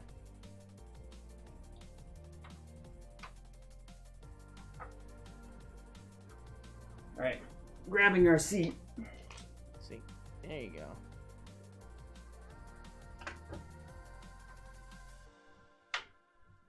He's gonna have fancy shit once the new computer is built, Ozone. Once the new computer is built.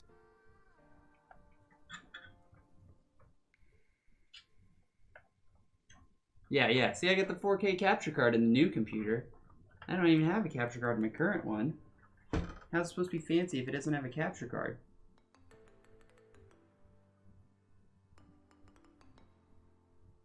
Any rig has 2-channel. You just have to configure OBS to be 2-channel.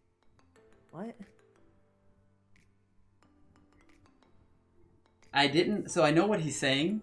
I didn't want to separate all of my games and everything to be their own channel, so I just did one singular audio capture being the desktop audio capture. Yeah, which is fine. Like, Ozone has it different where he can do push to talk in games and then has an audio capture for the stream. Yeah. I don't care either. I have one audio capture. People can hear me. I don't give a fuck. I do have two. I do have at least 2 audio captures, one for the mic I guess the only... Yeah, because I have my mic capture and then I have my desktop capture. So I can be talking straight to the stream while push to talk to other people in my game. So I do at least have that same thing. I just don't have the push to hear. Just making shit up now. Okay, using our fancy G connector, we're gonna wire all these stupid tiny cables together. Reset switch.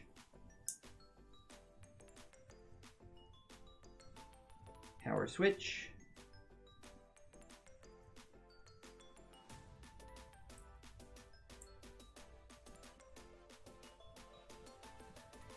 The Radeon, the 50, is this the 5700 or 5700 XT?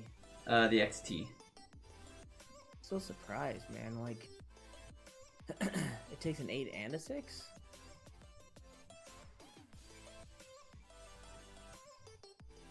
Yeah. Yeah, it is odd. It was really odd for us to figure that out last night. Going to 7 nanometer should have cut the... I mean, old Radeon used to be super power hungry, but like I figured going to 7 nanometer, a smaller processing node, it would have cut it just... fuck, even my 1080s only require a single 8-pin. Each. I never looked into it. Is there the graphics card also 7 nanometer?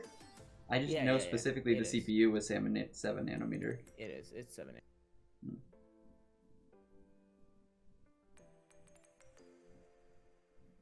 Yeah, I just bought a 2070 Super to replace my two 2080s as like a holding, because I know in about less than a year, NVIDIA is going to release Ampere, which is their version of the 7 nanometer, and I'm sure it's going to be better. Is it? Are they going to do a 7 nano? I thought they were going to... I thought Ampere was going to be a 10, because they're on 12 right now, right? No. Intel is going from 14 to 10, and NVIDIA is going from 12 to 7. I got a 2070 Super just to kind of hold me over for a year, and then I'm gonna drop one of these 1080s that I have into my streaming or my VR rig that's plugged into my like my TV out there. It's plugged into the living room. Yeah. And then I'm gonna sell my other 1080, and I'll wait about a year, and then when Ampere comes out, I'll get a 20, or I'll get an Ampere or whatever they fucking call it, and drop this 2070 Super in my wife's computer, who currently has a 1080, and sell the 1080.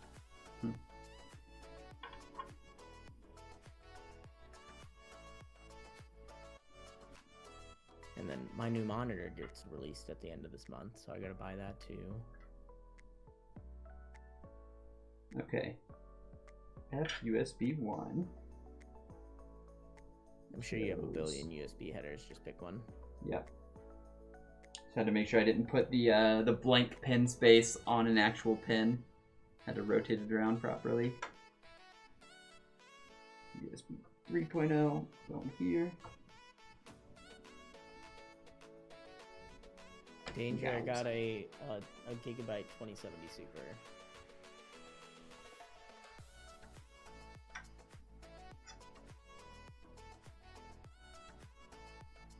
While and I gotta wait for the, I think it's a 310. It's a gigabyte G1 gaming or whatever the $499 version is. Like I said, it's just a placeholder until Ampere comes out. Okay, so what I've got here is What's your monitor, by the way? Garbage. Garbage. I have a old Asus. I don't even know. It's a 1080, maybe it's 60 hertz. Okay. That is over here and on the floor over there. Well, and then I have my main is an Acer 2K 60 hertz. Okay, and so it's 1440. Yeah, 1440. Okay. You're right. But it's so now with your 37, you have a 3700X, yeah? Yep. Are you planning to? Because I bet before you had an NVIDIA card before this. Correct. So I never went to G-Sync because it costs so dang much. Well, now it doesn't matter. It's just called adaptive rate because NVIDIA works, or G-Sync works on FreeSync on like 90% of the monitors anyway, so it doesn't matter. Pretty sick. So even if it says FreeSync, it's like 90% sure it's going to be compatible with G-Sync. But it only matters at that point if you have such a weak graphics card that you're not going to be meeting expectations anyways. Like my monitor's G-Sync, but it never gets used because like my graphics card never need to smooth out the image. Gotcha.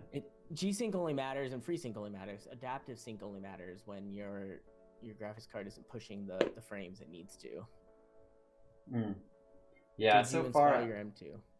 I did. So I started with that. That was the first thing that I did was just took the motherboard out and put the M2 under its heatsink there. Okay. Danger was asking. Yeah, Danger, you missed both of those things. You missed the I re-showed you the CPU install, but the M2 takes only 3 more seconds longer than the CPU install takes.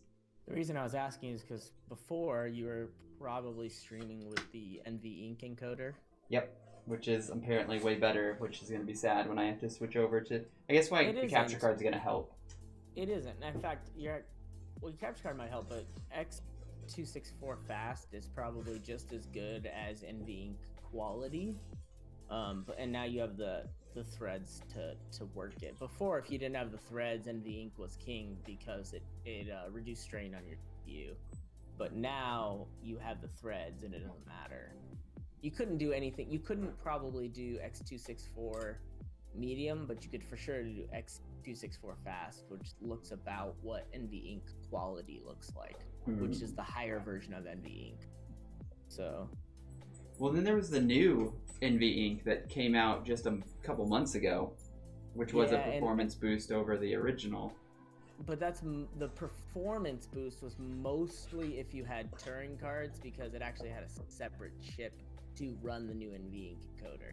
Gotcha. Now, the new NV Ink encoder did work on 10 series, actually all the way back to 7 series cards. But that was more of an optimizer and scheduler rather than having a separate chip.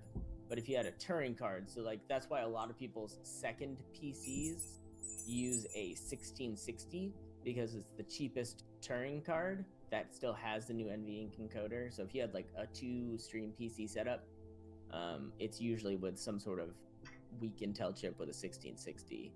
But if you were going to be running a single GPU, you would still need Turing to really unleash the new NV Ink. Okay. Yeah.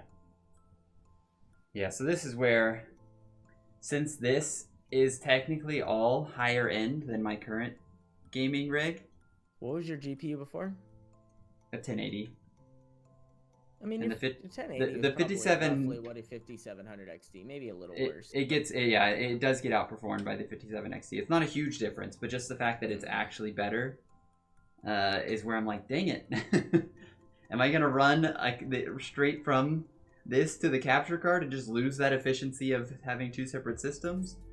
I don't know. I mean, I haven't decided. Probably not. I mean, if you have 2 systems, like I'm selling all my old parts because I don't need them. You know what I mean? But if you're gonna keep your old parts, you might as well run a 2-stream system while you're streaming. Like you might as well run from the capture card to a second PC if you have like a spare second PC, which you do. There's no reason not to, except for I guess power costs. But if you're not worried about electricity costs, which we're in America, so you're not really worried about electricity costs. Yeah. It doesn't matter. Now, if you were building this and you had to go buy a second PC to stream, I would say don't worry about it. But you have the parts for a second PC for the most part, so like it doesn't really matter. Yeah, when I bought this, I really, really thought about putting the 4K capture card in the old rig, just so that it could be the processing head instead. But I was like, you may end up switching it. Yeah, that is very possible. And I even have a third machine, which I've got to clean up and probably sell the parts on. It's got an old, like, i5 4500. What you should probably do is sell your newer parts and keep the 4500 and the GPU, like the 1080, and drop the 1080 in the 4500 rig and use that as your stream PC. Well, I don't know how well the i5 is kept up. Because right now, it's full of dust, and so it just keeps doing the good old blue screen of death. So that's my next thing, probably Friday. or sometime later this week, I'll be 100 cleaning that up. 128 gig SSD and 8 gigs of DDR RAM would cost you like $80.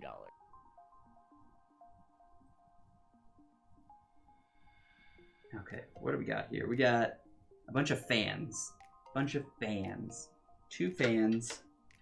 And the 12 pin isn't plugged in, but I'm assuming yeah, you know. yeah. Well, I haven't done the power supply or any of the actual power yet. Just want to get all the board connectors on. You should for sure plug in at least the CPU power before you start plugging in everything, and you can't reach it. That's why I haven't put the RAM in yet either, because that's gonna go through up here and up there. That's actually pretty easy to get to, luckily. The biggest confusion I have is I don't know what the heck all of these. Yeah, that's why I was like, nah, there's pretty space for everything. Well, that Molex doesn't need to be pulled through there. That Molex powering, all of those should be plugged in behind the case. So what those are is it's a fan header, right? So you plug the Molex. That's what that 2 pin is. That big one at the top that your index finger's on. And these are just the fan connectors. Where do they go? This is what I need to figure out. Is are they all connecting that one to in your right hand? Yeah, you can plug it into one fan header if you wanted to. Yeah. So like. But where's the the male end? These are all the females, which would connect the fans to. Is this what I would have to connect the connector cable and then run that? That one that your finger's on now. That 2 pin, that thing right there. Yeah, that right there. That's what powers all the fans. Okay. And you will have a PSU adapter for that. Yep. From your power supply, you'll have a Molex connector. It'll actually be a 4-pin header, but for fans, it doesn't take that much power. That's why there's only 2 pins on the adapter. That's weird scrap.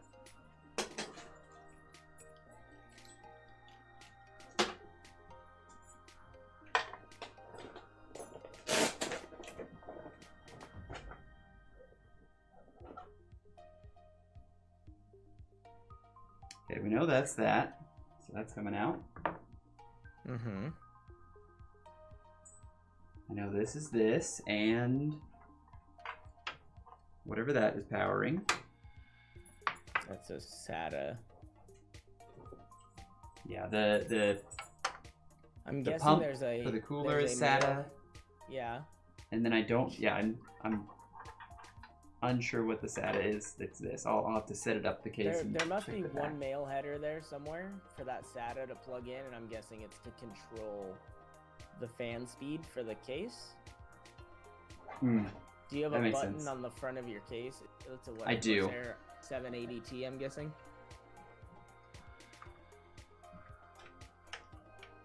It's right there. Yeah. And if you have a fan on the front of your case, that SATA is what controls the button press, and it's gonna have like probably 2 or 3 or 4 like predetermined speeds within that controller. So you don't even have to worry about plugging anything to your Mobo at that point. It's built into the controller on the front panel. So once you power that SATA port, which you can pull back through that grommet and plug in. Do you have any like spinning disk hard drives in this computer? Nope. Okay, well you can just plug it in back there behind somewhere and don't even worry about it, so you can hide the cable. And that will enable that little arrow button at the top of your front panel I/O, which will let you control the speeds of all your fans by pressing that button.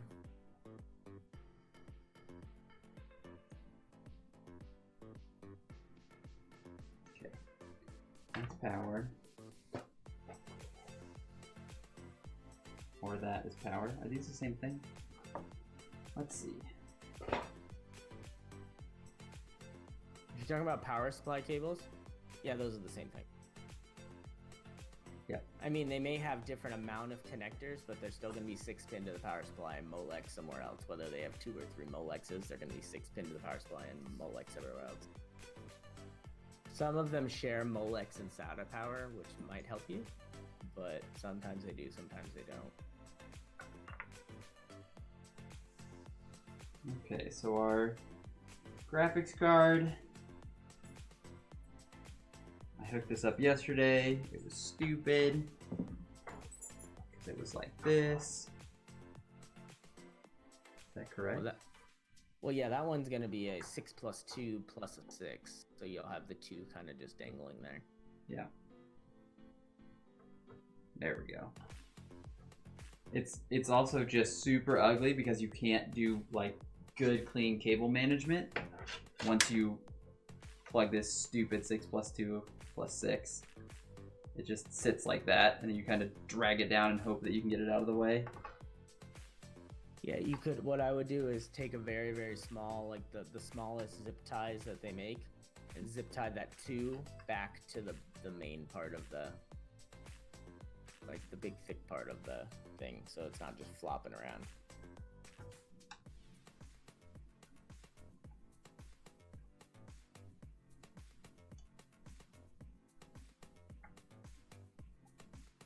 Danger, I need your tiny hands. That's what I use my wife for. Whenever I can't plug something in, I call my wife. I'm like, hey, I need your help. Or like if I drop a screw, like I built my keyboard, and I have to like use tweezers to put the screw through the back of the case I built my keyboard with. Oh And god. she's got super steady and super tiny hands. I'm like, hey, I put the screw right there. Okay. Alright, that's gonna sit like that for a moment. I'll drag it through the hole here once I set the case up. Mm-hmm.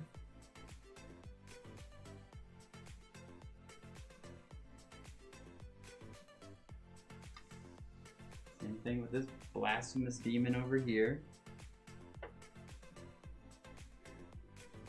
This big stupid idiot's gonna plug in.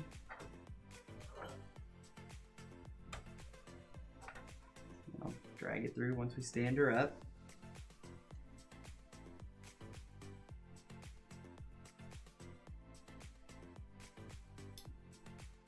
Dino, you still around? Dino's on mute, so he wouldn't hear me anyways.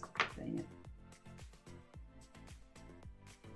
We hooked up the CPU to the same motherboard yesterday, and it does not require the extra +4. No, it's only if you're overclocking it for the most part. I mean, if you want to turn on PBO and let it really run, you could put it in, but even then, like, what motherboard do you have? Let me see, is it up here? It is. X570 Aorus Pro Wi-Fi.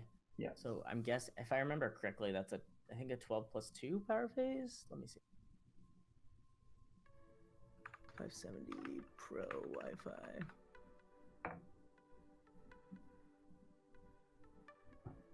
Let's see.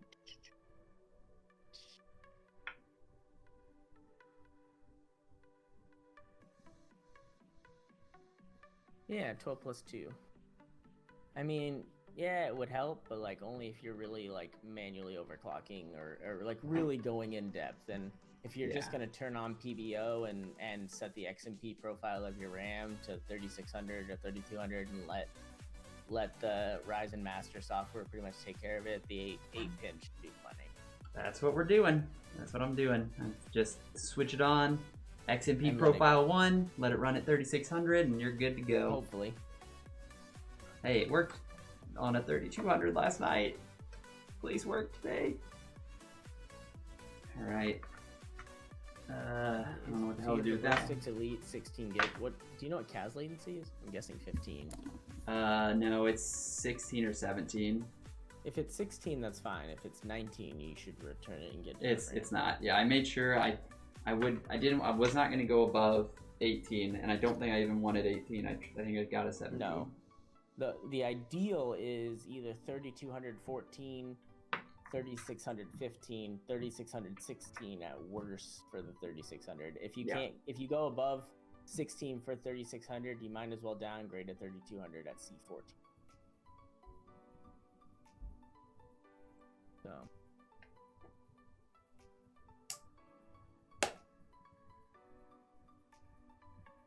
couldn't tell you from the box. Well, you can if you scroll down on my panels, you can pop open it in the Amazon Blacksmith panel and go directly to its page, and I'll tell you. Let's see.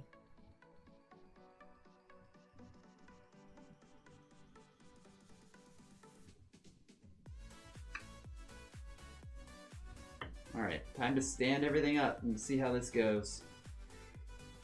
It's 16. You should be Okay. fine. Perfect.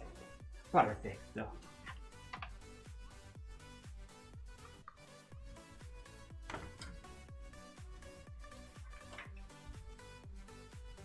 Oh, don't fall over on me now. Yeah. Knock something off the table. Now you should be able to pull most of those loose cords back through.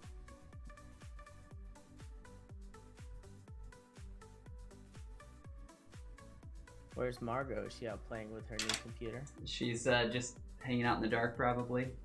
Her new computer cannot be hooked up, unfortunately, because I took her monitor.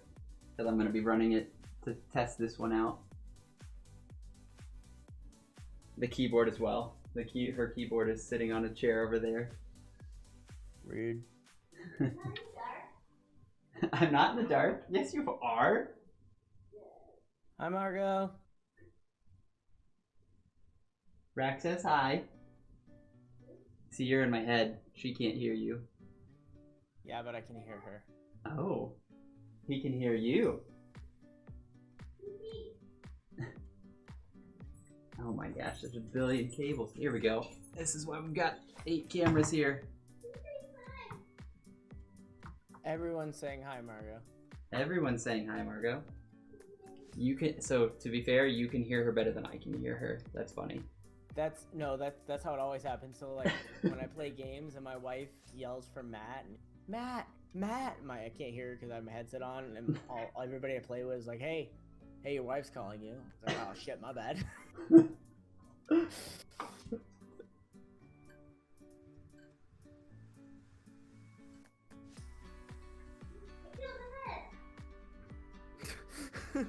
What did she kill? Oh, Danger says Margot! Oh, you want to see the buttons on the top of the case, Danger? Fan control, reset, USB 3, USB-C, or USB 3, USB 3, USB 2, USB 2, mic, audio, power. Yeah.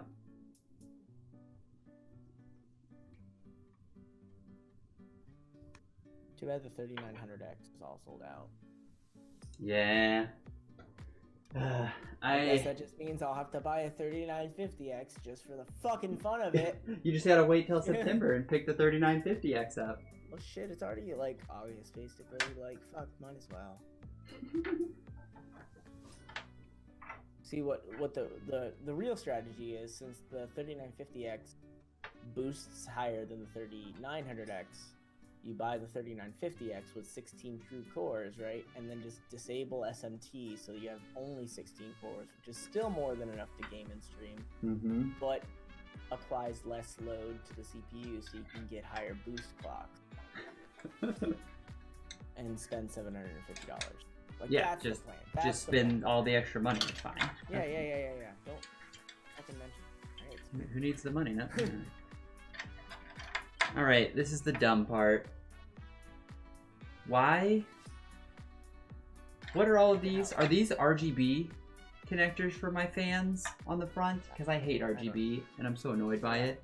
You're not showing me anything. Oh, you can't. Here, this little bitty baby thing. No.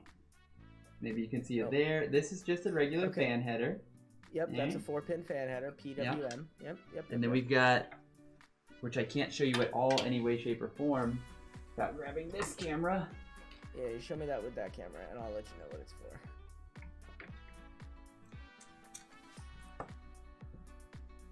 We got like 6 of these hanging out, doing their thing.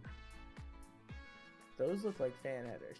Wait, no, are those no? So what you're supposed to do? So you remember that Molex connector I told you about? That little thing that has 2 pins on it. That is what provides power to those, and you're supposed to plug your fans into those. All right, and then when you plug your fan into those, that button on the top of the front of your case that has that like fan symbol on it will control the fan speed. Well, I don't. So it's like a fan hub, is what those I just are. don't have anything that those ever plug into. Like unless it's on the back of the case. Except for that, you have that one, right? Like that one fan header. You should even. I have 2. Yeah. Yes. There's one down at the bottom, and one for the top because there's 2 fans in the front of the case. So yeah, both of these. You should have just one fan, like one 2-pin Molex Yes, that is true. You are correct on that. I have one 2-pin That Molex. one 2-pin Molex will power all of those, like, So these are just female- erroneous cables that I don't need. all of those ones that you have in your hand are what you plug your fans into. Like, those Oh should be my the females balls! I for your understand everything males. now. Thank you. I needed that like as direct And what that does as is possible. let you have control with that front button. Yeah. Wow. You had to like drive it into my head at least 7 times before it made any sense whatsoever. And then after that, you can pull them all back through the grommet so they're not showing in the front. You can just zip tie them down in the back. Yeah. So they give me 4 just in case I want to add more fans, but there's only technically 2. Wow. 3 unless you have your rear one plugged into the motherboard already. I do. I have the rear one plugged into the system fan one. Which is fine. Yeah. Yeah, so your button on the top of the front of your case will control the fan speed for the 2 front fan. Yeah. Yep. Perfect. Okay, now these. Ass load of them that I'll just stuff out of the way here in a minute. This will just go here into one of these because it doesn't matter. Nope. This one will also just it's go into all one. voltage based is how that one works. That's why it only plugs in Molex. If you ran like CPU fan or anything like that from your software, it wouldn't recognize those fans. It's all voltage based. So there's a 33%, a 66%, and 100% based on how you press that button. That's why there's those 3 like bar marks on the front of that case where the button is. It's every 1, 2, or 1/3. Yeah, it's basically 1, 2, or 3. Yeah. CPU, PSU, brain, too many U's. All the things. This is a random peripheral power. You're gonna go here. We got. Oh dear. Yeah, I gotta sell my monitor and buy my new monitor at the end of July when it comes out. Cause I play an ultra wide, right? Yeah, I don't like that. I bought the original ultra wide. I have an Asus PG348Q, which was like $1,300 when it came out when I bought it, and it was 100 hertz, 3440 by 1440, and now they came out with a 200 hertz one, and I was like, well, I can't justify $2,300 for a monitor. I just can't do it. But MSI is coming out with a 144 hertz ultra wide for only $899, and I could sell mine for like $500. And I was like, I could justify $300. Oh god, that's crazy. Not super crazy, but well, like I did a bunch of overtime last year, and so like technically I have $5,000 set aside for my total new rig. So like whatever my total new rig costs, because I mean I'm running a 6700K and 21080, so like technically my rig is 6700K is now 5 years old, and the 1080s are 4 years old. So like I've definitely like kept my rig for a while, and so I set aside a bunch of money to build a new one.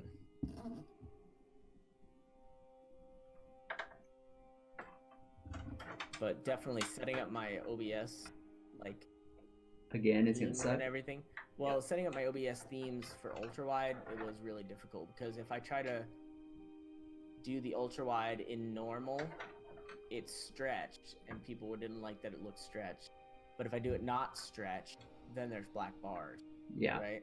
Yeah. So like now my theme has like the chat at the bottom and like I created my visuals so that it covers the ultra wide black bar. Yeah. Exactly. Yeah. It's like I loved it when you changed that, because when you first had it stretched, I was like, I'm just gonna be nauseous. Like I don't like the way when you spin or turn, things just look way out of place, because of course you get the fisheye and you get the oddities that go with it. And it's so common for people to have chat and everything like that in there. So I was like, well, I'll push it all before I had black bars on the top and bottom, and what I did was I just moved my entire display up to the top to create one fat black bar on the bottom and just filled it in with a bunch of crap. Gotcha. But now that I've gone ultra wide, like I've looked at even just 32-inch, like 20 or 16 by 9, 2560 by 1440, 165 hertz panels. But I was like, now that I've gone ultra wide, like you just get used to it. It's not like a space thing because the 32-inch still has a lot of space. It's just more vertical rather than horizontal. Mm-hmm. Like I don't think I could go back to not having two basically monitors without the bezel. Because like I actually have a 34-inch ultra wide below, and then I have a 29-inch ultra wide mounted on top of mine because I took my wife's old one when she upgraded to a 34-inch ultra wide. Because she actually works from home, so like instead of having multiple monitors, she had a single 29-inch ultra wide, and she wanted one that was slightly larger. Ran a bunch of stuff on it. Yeah, and so I was like, well, I'm not going to sell yours. It's a cheap one anyways. I won't give any money for it. So I mounted it above mine. So I have two ultra wides and then a vertical 1080p monitor next to that. It's almost exclusively a Discord monitor. I just don't remove Discord from that monitor. And then, but the ultra wide up top is nice for Streamlabs OBS while I'm streaming. Yeah. To have a full widescreen monitor above. Yeah, because right now mine is I just have to split a 1080 monitor between Streamlabs and Chrome. I just have half a video so that I can watch the stream on Chrome, watch the chat on Chrome, and run Streamlabs on the right or left or whichever way's out of the way. So I get half of a 1080 monitor, which is nothing. Nothing, yeah. But now I'm going to have to get a new monitor, or a third monitor, that I will mount high. Yeah, I'm sad. I literally just moved into my new house, and at my old apartment, I had fiber, so I gigabit up, gigabit down, and they don't offer that at my new house. Yep. I have non-fiber gigabit, which gets me like 30 or 50 up, and then, 500 to 900 down, which the down is fine. I was like, even they offered gigabit down to my house or 500 down, but both of them offered 50 up. And I was like, I'm not paying extra for a gigabit down. I don't, even 4K streams don't need a gigabit down. I was no, like, they need up. They need up. I want whatever the smallest amount up that will give me the maximum amount. I'm sorry, I want the smallest amount down that'll give me the maximum amount up. Please. Yep. Yep.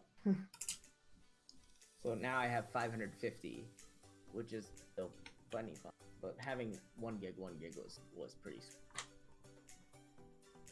We're on the final phase. I should have done this while it was laying down, but reasons. It's just. You were smart with going with 2, by the way. Yeah, I liked 4 in my previous rig because I knew I was never going to upgrade it. I knew it was just going to sit as it stood because I had already pushed it to the max at the time anyways. Like, it was a 1080 when there was nothing above a 1080. It was an i7 when there was nothing above an i7. And nobody ran more than 16 gigs of memory unless they were doing heavy, intense... Or you are some dumbass like editing. Rack who has a 6700K with 32 gigs of DOM flat RAM because reasons. No, I mean I just meant it's smart for you to go with 2 versus 4 because it's easier for a memory controller to overclock 2 sticks rather than 4 sticks to the XMP profile. So you'll get more stable and easier overclocks your XMP profile with 2 rather than 4. Gotcha. Which is more important on Ryzen than it was on Intel. Intel didn't matter. Yeah, it's like Ryzen. That's why I went with the 36 instead of the 32, because there is actually a noticeable, quote, air quote, performance boost over the 36. After 32, it's negligible. Yeah, it's like maybe 5% if. But going from something under 3000 to 32, it's like going from like 60 hertz to 100 hertz. Yeah. Yeah. versus 100 hertz to 144 hertz. You know what I mean? Like, yes, you notice the 100 to 144, but you notice a much larger difference from 60 to 100. I missed something. I missed my pump power, and I remember there was another SATA Your cup. pump? Yeah, exactly. That's the power for your pump, I'm guessing. What is this? There's a SATA power. Let me see. It's this guy. I had to look at the back and see where it's coming from. It's probably the. I'm guessing it's the pump for your H60. No, that's this up here. This is the pump for the H60 at the top. This came on the board. So this SATA cable's from the board itself, which means, or from the case itself, which means maybe I have no clue. I'll tell you once I follow this, chase the rabbit. It's gonna go to the only thing I can think of is the fan controller, but that's usually controlled by Molex. It's gotta be, yeah. Okay, well, I'm just gonna plug it all in. Power it. Yeah, I mean, definitely plug it all. It's like, And you have a ginormous case. yeah. You can pull it all back through the grommets and zip tie it. Right? Especially because the 780T's panels actually bow out, so you don't even have to worry about like super Saberman. You just pull everything back to the grommet. Oh, it's fantastic because it also Nice. the way you put it in, you sit it in at an angle and then tilt it in, Shove it. which means even if there were cables hanging out everywhere, you're just like clap, closed, we're good. Yep. Yeah, I built my wife's computer. Have you ever heard of a Dan Case A4? Tower? No.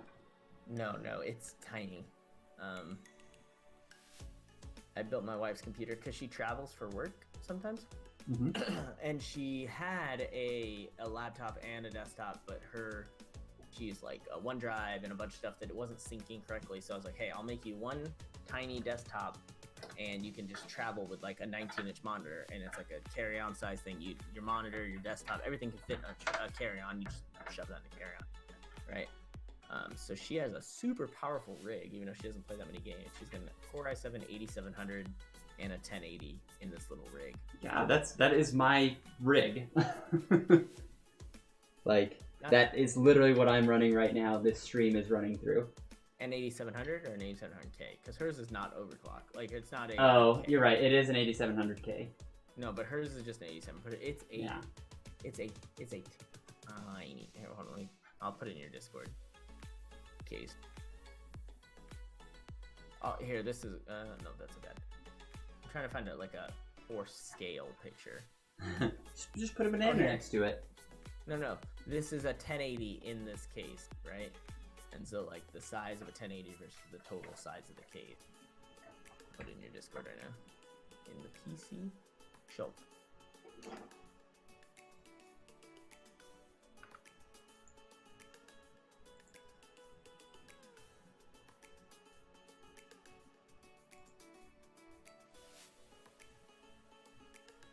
So What is the measurements? Is that like a foot by 10 inches? It's like so the total like volume is 7.2 liters.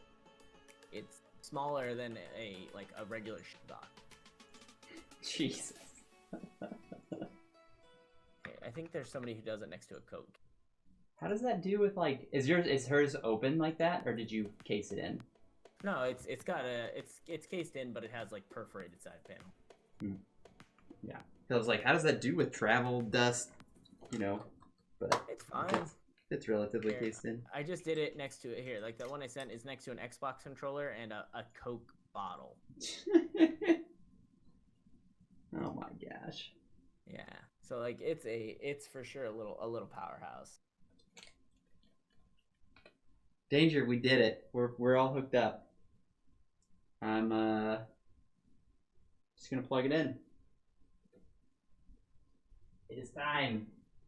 There have been some weird BIOS stuff recently with Ryzen. It'll get cleaned up within the next month or two. But if you have problems keeping your clocks or anything like that, let me know with the GISA BIOS updates and everything like that are going on. I'll help you out. But it should get cleaned up within the next month or so. It was just like Ryzen 1 launch with the bad memory compatibility and stuff like it. It'll get cleaned up. Yeah, it's like they'll definitely work on it. They don't want to leave anything out here. Although I was surprised, the new there was leaks. What is it? I forget the code name, but the 10th gen Intel mobile platform, because Intel is not coming to 10 nanometer for desktop for a while, but they are already confirmed. It's not a leak for 10 nanometer mobile platforms. Mm-hmm. And the single core 10 nanometer mobile Intel stuff had already beaten the single core Ryzen 3000. Of course, it got obliterated in multi-core benchmarks because, you know, Ryzen 3000 has 32 threads. Like, that fucking makes sense. Yeah. But the single core stuff that everybody is touting, oh, like Intel used to destroy Ryzen at single core stuff, and then Ryzen now matches the 9900K at single core, and then the mobile processors from Intel at 10 nanometer fucking beat the new Ryzen 3000s. Oh shit. Like, now if Intel could just get their shit together, they bring 10 nanometer to desktops, like that's gonna be nuts. We had to get out our Razer Death Adder here, get that bad boy plugged in, so that we can have some chroma everywhere. Disgusting chroma everywhere. I haven't had a Death Adder since. This is my first one, and it's too light. That is my only. So I have two mice. I have currently plugged in, depending on what game I play. I have a Razer Naga Trinity, which is it's like a mouse that has like different side panels that you can. It's magnetic. Oh, swap out. Yeah. Yeah. And I use that for some games. But I just bought a Glorious Gaming PC Master Race Model O, which is basically a ripoff of the Final Mouse Air 58. So it weighs nothing. I hate I it. only use that for shooters. I only use that for shooters. Actually, I only use that for Apex for the most part. Like, also, what's up with green? Why? Look at this. Why did they do a green butt in the USB slot? Because it's Razer. Yeah, I want it. Is this USB 3.0? So it should be blue? Is it 3.1, which should be like... It's 2.0, actually. Yellow? I'm 95% sure. Yeah. No, the yellow is always on power. It provides... That's what it is. Because red... You know what? I thought red was the BIOS direct, but I have two red USB slots. You have a gigabyte board, right? Yeah. Yeah. The X570 Pro Wi-Fi, right? Correct. Let's see. Here we go.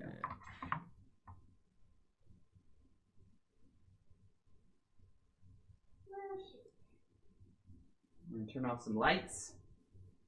We're gonna press the button. That's not even like any lights because I have a huge light over here. Doing it. The red ones are USB 3.1. The Type-C is USB 3.1. The blue ones are USB 3.0. And the white one is the BIOS USB 3.0. And then all the black ones on the left are all USB 2.0. Or I guess on the top, if you already have it like installed. So top to bottom, it goes USB 2.0, and then the next set is one USB 3.0, and then the BIOS USB 3.0, and then the one after that is going to be USB 3.0 for the blue, 3.1 for the red, and then the one after that is 3.1 for the red, 3.1 for the Type-C. So basically, from vertical to from like north to south, it goes from 2.0 down to 3.1. Oh, that makes sense. We're on. We're running. We have no boot quite yet, but that's fine. It normally takes a couple minutes. Did you remember to actually plug in the PC power or the CPU power? I didn't watch. I did. Yep. Okay.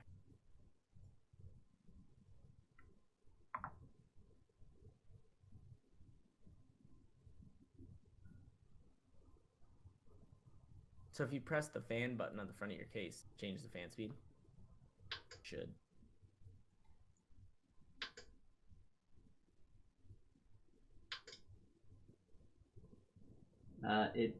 I can't tell because it's very quiet. It definitely changes the light when I click it. If it changes the light, it changes the fan.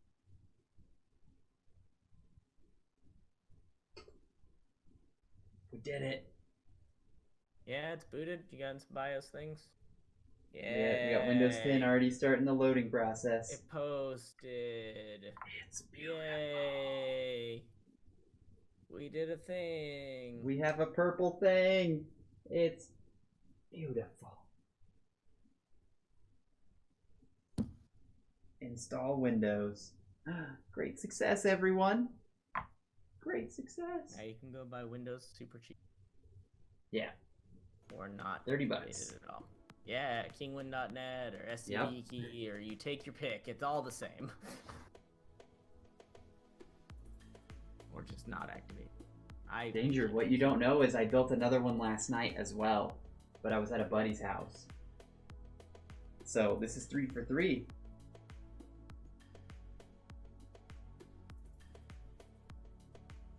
Everyone's Windows 10 home. You wait till I start streaming those good VRs and you guys come watch me play Beat Saber. I played Beat Saber for the first time last week. It's a fucking workout, let me tell you what. It's pretty good. Pretty good one. So like, I wasn't gonna buy a VR headset because I think they're dumb, but I had a $200 Amazon gift card, and I was like, so technically I'm really only getting this new Rift for like $200, and I was like, I'll buy it, and then if I decide I don't like it, I'll either return it or I'll sell it for more cash than I spent, right? 'Cause I could probably sell it. I used one for $300 or whatever, and I'll still technically get money back. And I would have paid the original $400 price just for Beat Saber. Like, I would buy a VR headset just for. Oh, what's the? Do you have the game that's like? It's called like You're Gonna Die or. So, I don't really remember because you're like a spy and it's just you're doing puzzles. No, but and you try not to blow up. Games.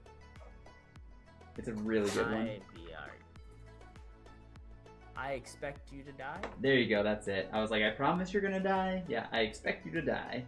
It was a lot of fun. I'm in. Dude, I bought this fucking like ping pong game, and I was expecting it to be stupid as shit, and I was gonna return it.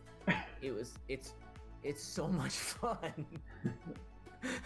The physics on it are way better than I thought it was gonna be. Well, now you have to go install you have to install Windows, and then Ryzen Master, and then you have to keyword. What is Ryzen Master? Why don't I know what that is? Ryzen Master is a program that lets you control the clocks and everything, and actually enable SMT or disable SMT, which is something you may or may not want to do, especially if you're gaming without streaming. You can go watch a bunch of benchmarks, but depending on the game, because you have a 3730. Yeah. But still, if you disable SMT and just give it the 8 cores, it may overclock itself with PBO a little more stably. Yeah. And a little further than with SMT. So while you're playing games without streaming, it may, and so it's just a one-click thing within Ryzen Master. You click it once, you reboot, it'll turn SMT off. You can do it again and reboot, turn it on, rather than. That's what I like that without having to go to BIOS. Setting BIOS things is pretty sick. Technically two reboots, because you reboot into BIOS, then save your settings, then reboot again, and then you can go into Windows. But Ryzen Master can Danger, also that looks handle. Fantastic. That's exactly how I got mine. Yep. That's how I get mine all the times. It's like $30. Call it a day. But what I would recommend is definitely buying it before you set up and putting in the CD key while you're not connected to the internet, because sometimes it doesn't work when you're connected to the internet. Yeah, the rig I did on Sunday, it didn't authenticate. Like, it was fine. I put the CD key in. It didn't authenticate online, which was fine because I just had to call them, give them the 64-digit code, and they gave me their 64-digit code, and I was good to go. Yeah, most of the time it does, and actually kingwin.net is pretty good about if you get one that doesn't work, you just tap back in and it'll give you another one. Yeah. But danger, if you don't automatically authenticate online, do go through the call-in process first, just because it's going to be less time than trying to return the key to Kingwin and get a new key. It took me like 5 or 10 minutes to make the call, and you'll know either way. So it's pretty easy. For good. I will actually be doing that immediately following the stream. Actually, Kingwin recommends that you do the call-in to activate process. I've never done it. I've never had a need to, but you definitely could. Yeah. Yep. Like I said, I've bought about 10 keys for them. One of them didn't work, and other than that, it was good. That's actually much better return rate than I would expect. How many gold? Thanks for the bit, Dino. We did it. Look at this. Look at this. Beautiful. Just a moment. Let's start with a region. I have to now pick my settings, but I will probably do this all off stream because now we're done. It was a great success. We have a new machine. I will post pictures in the Discord and on Twitter. How many gold? We're getting all the love here. We got Rack getting the silver throne sitting up there. We got Dino on the bronze throne and old Brozone sitting on top like he always likes to do. But I will be putting all the case back together, doing a little bit of zip tying, a little bit of cleanup in here because there's just a little bit of wire work hanging around that I can pull back through the back of the case and trim together. How many gold? Rack he's taken the throne. Ozone. He has dethroned Ozone successfully. Dino, you did lose your silver throne, so Rack has now dethroned 2 people. Been a great supporter of the stream in my ear and in my wallet. Skip these settings. But what I will do, post those pictures, get in here. We will be gaming on this machine hopefully Friday, as long as we don't have any issues, which I don't expect any. So you will see us. Come hit me up if you need him. I will. That is what I shall be doing.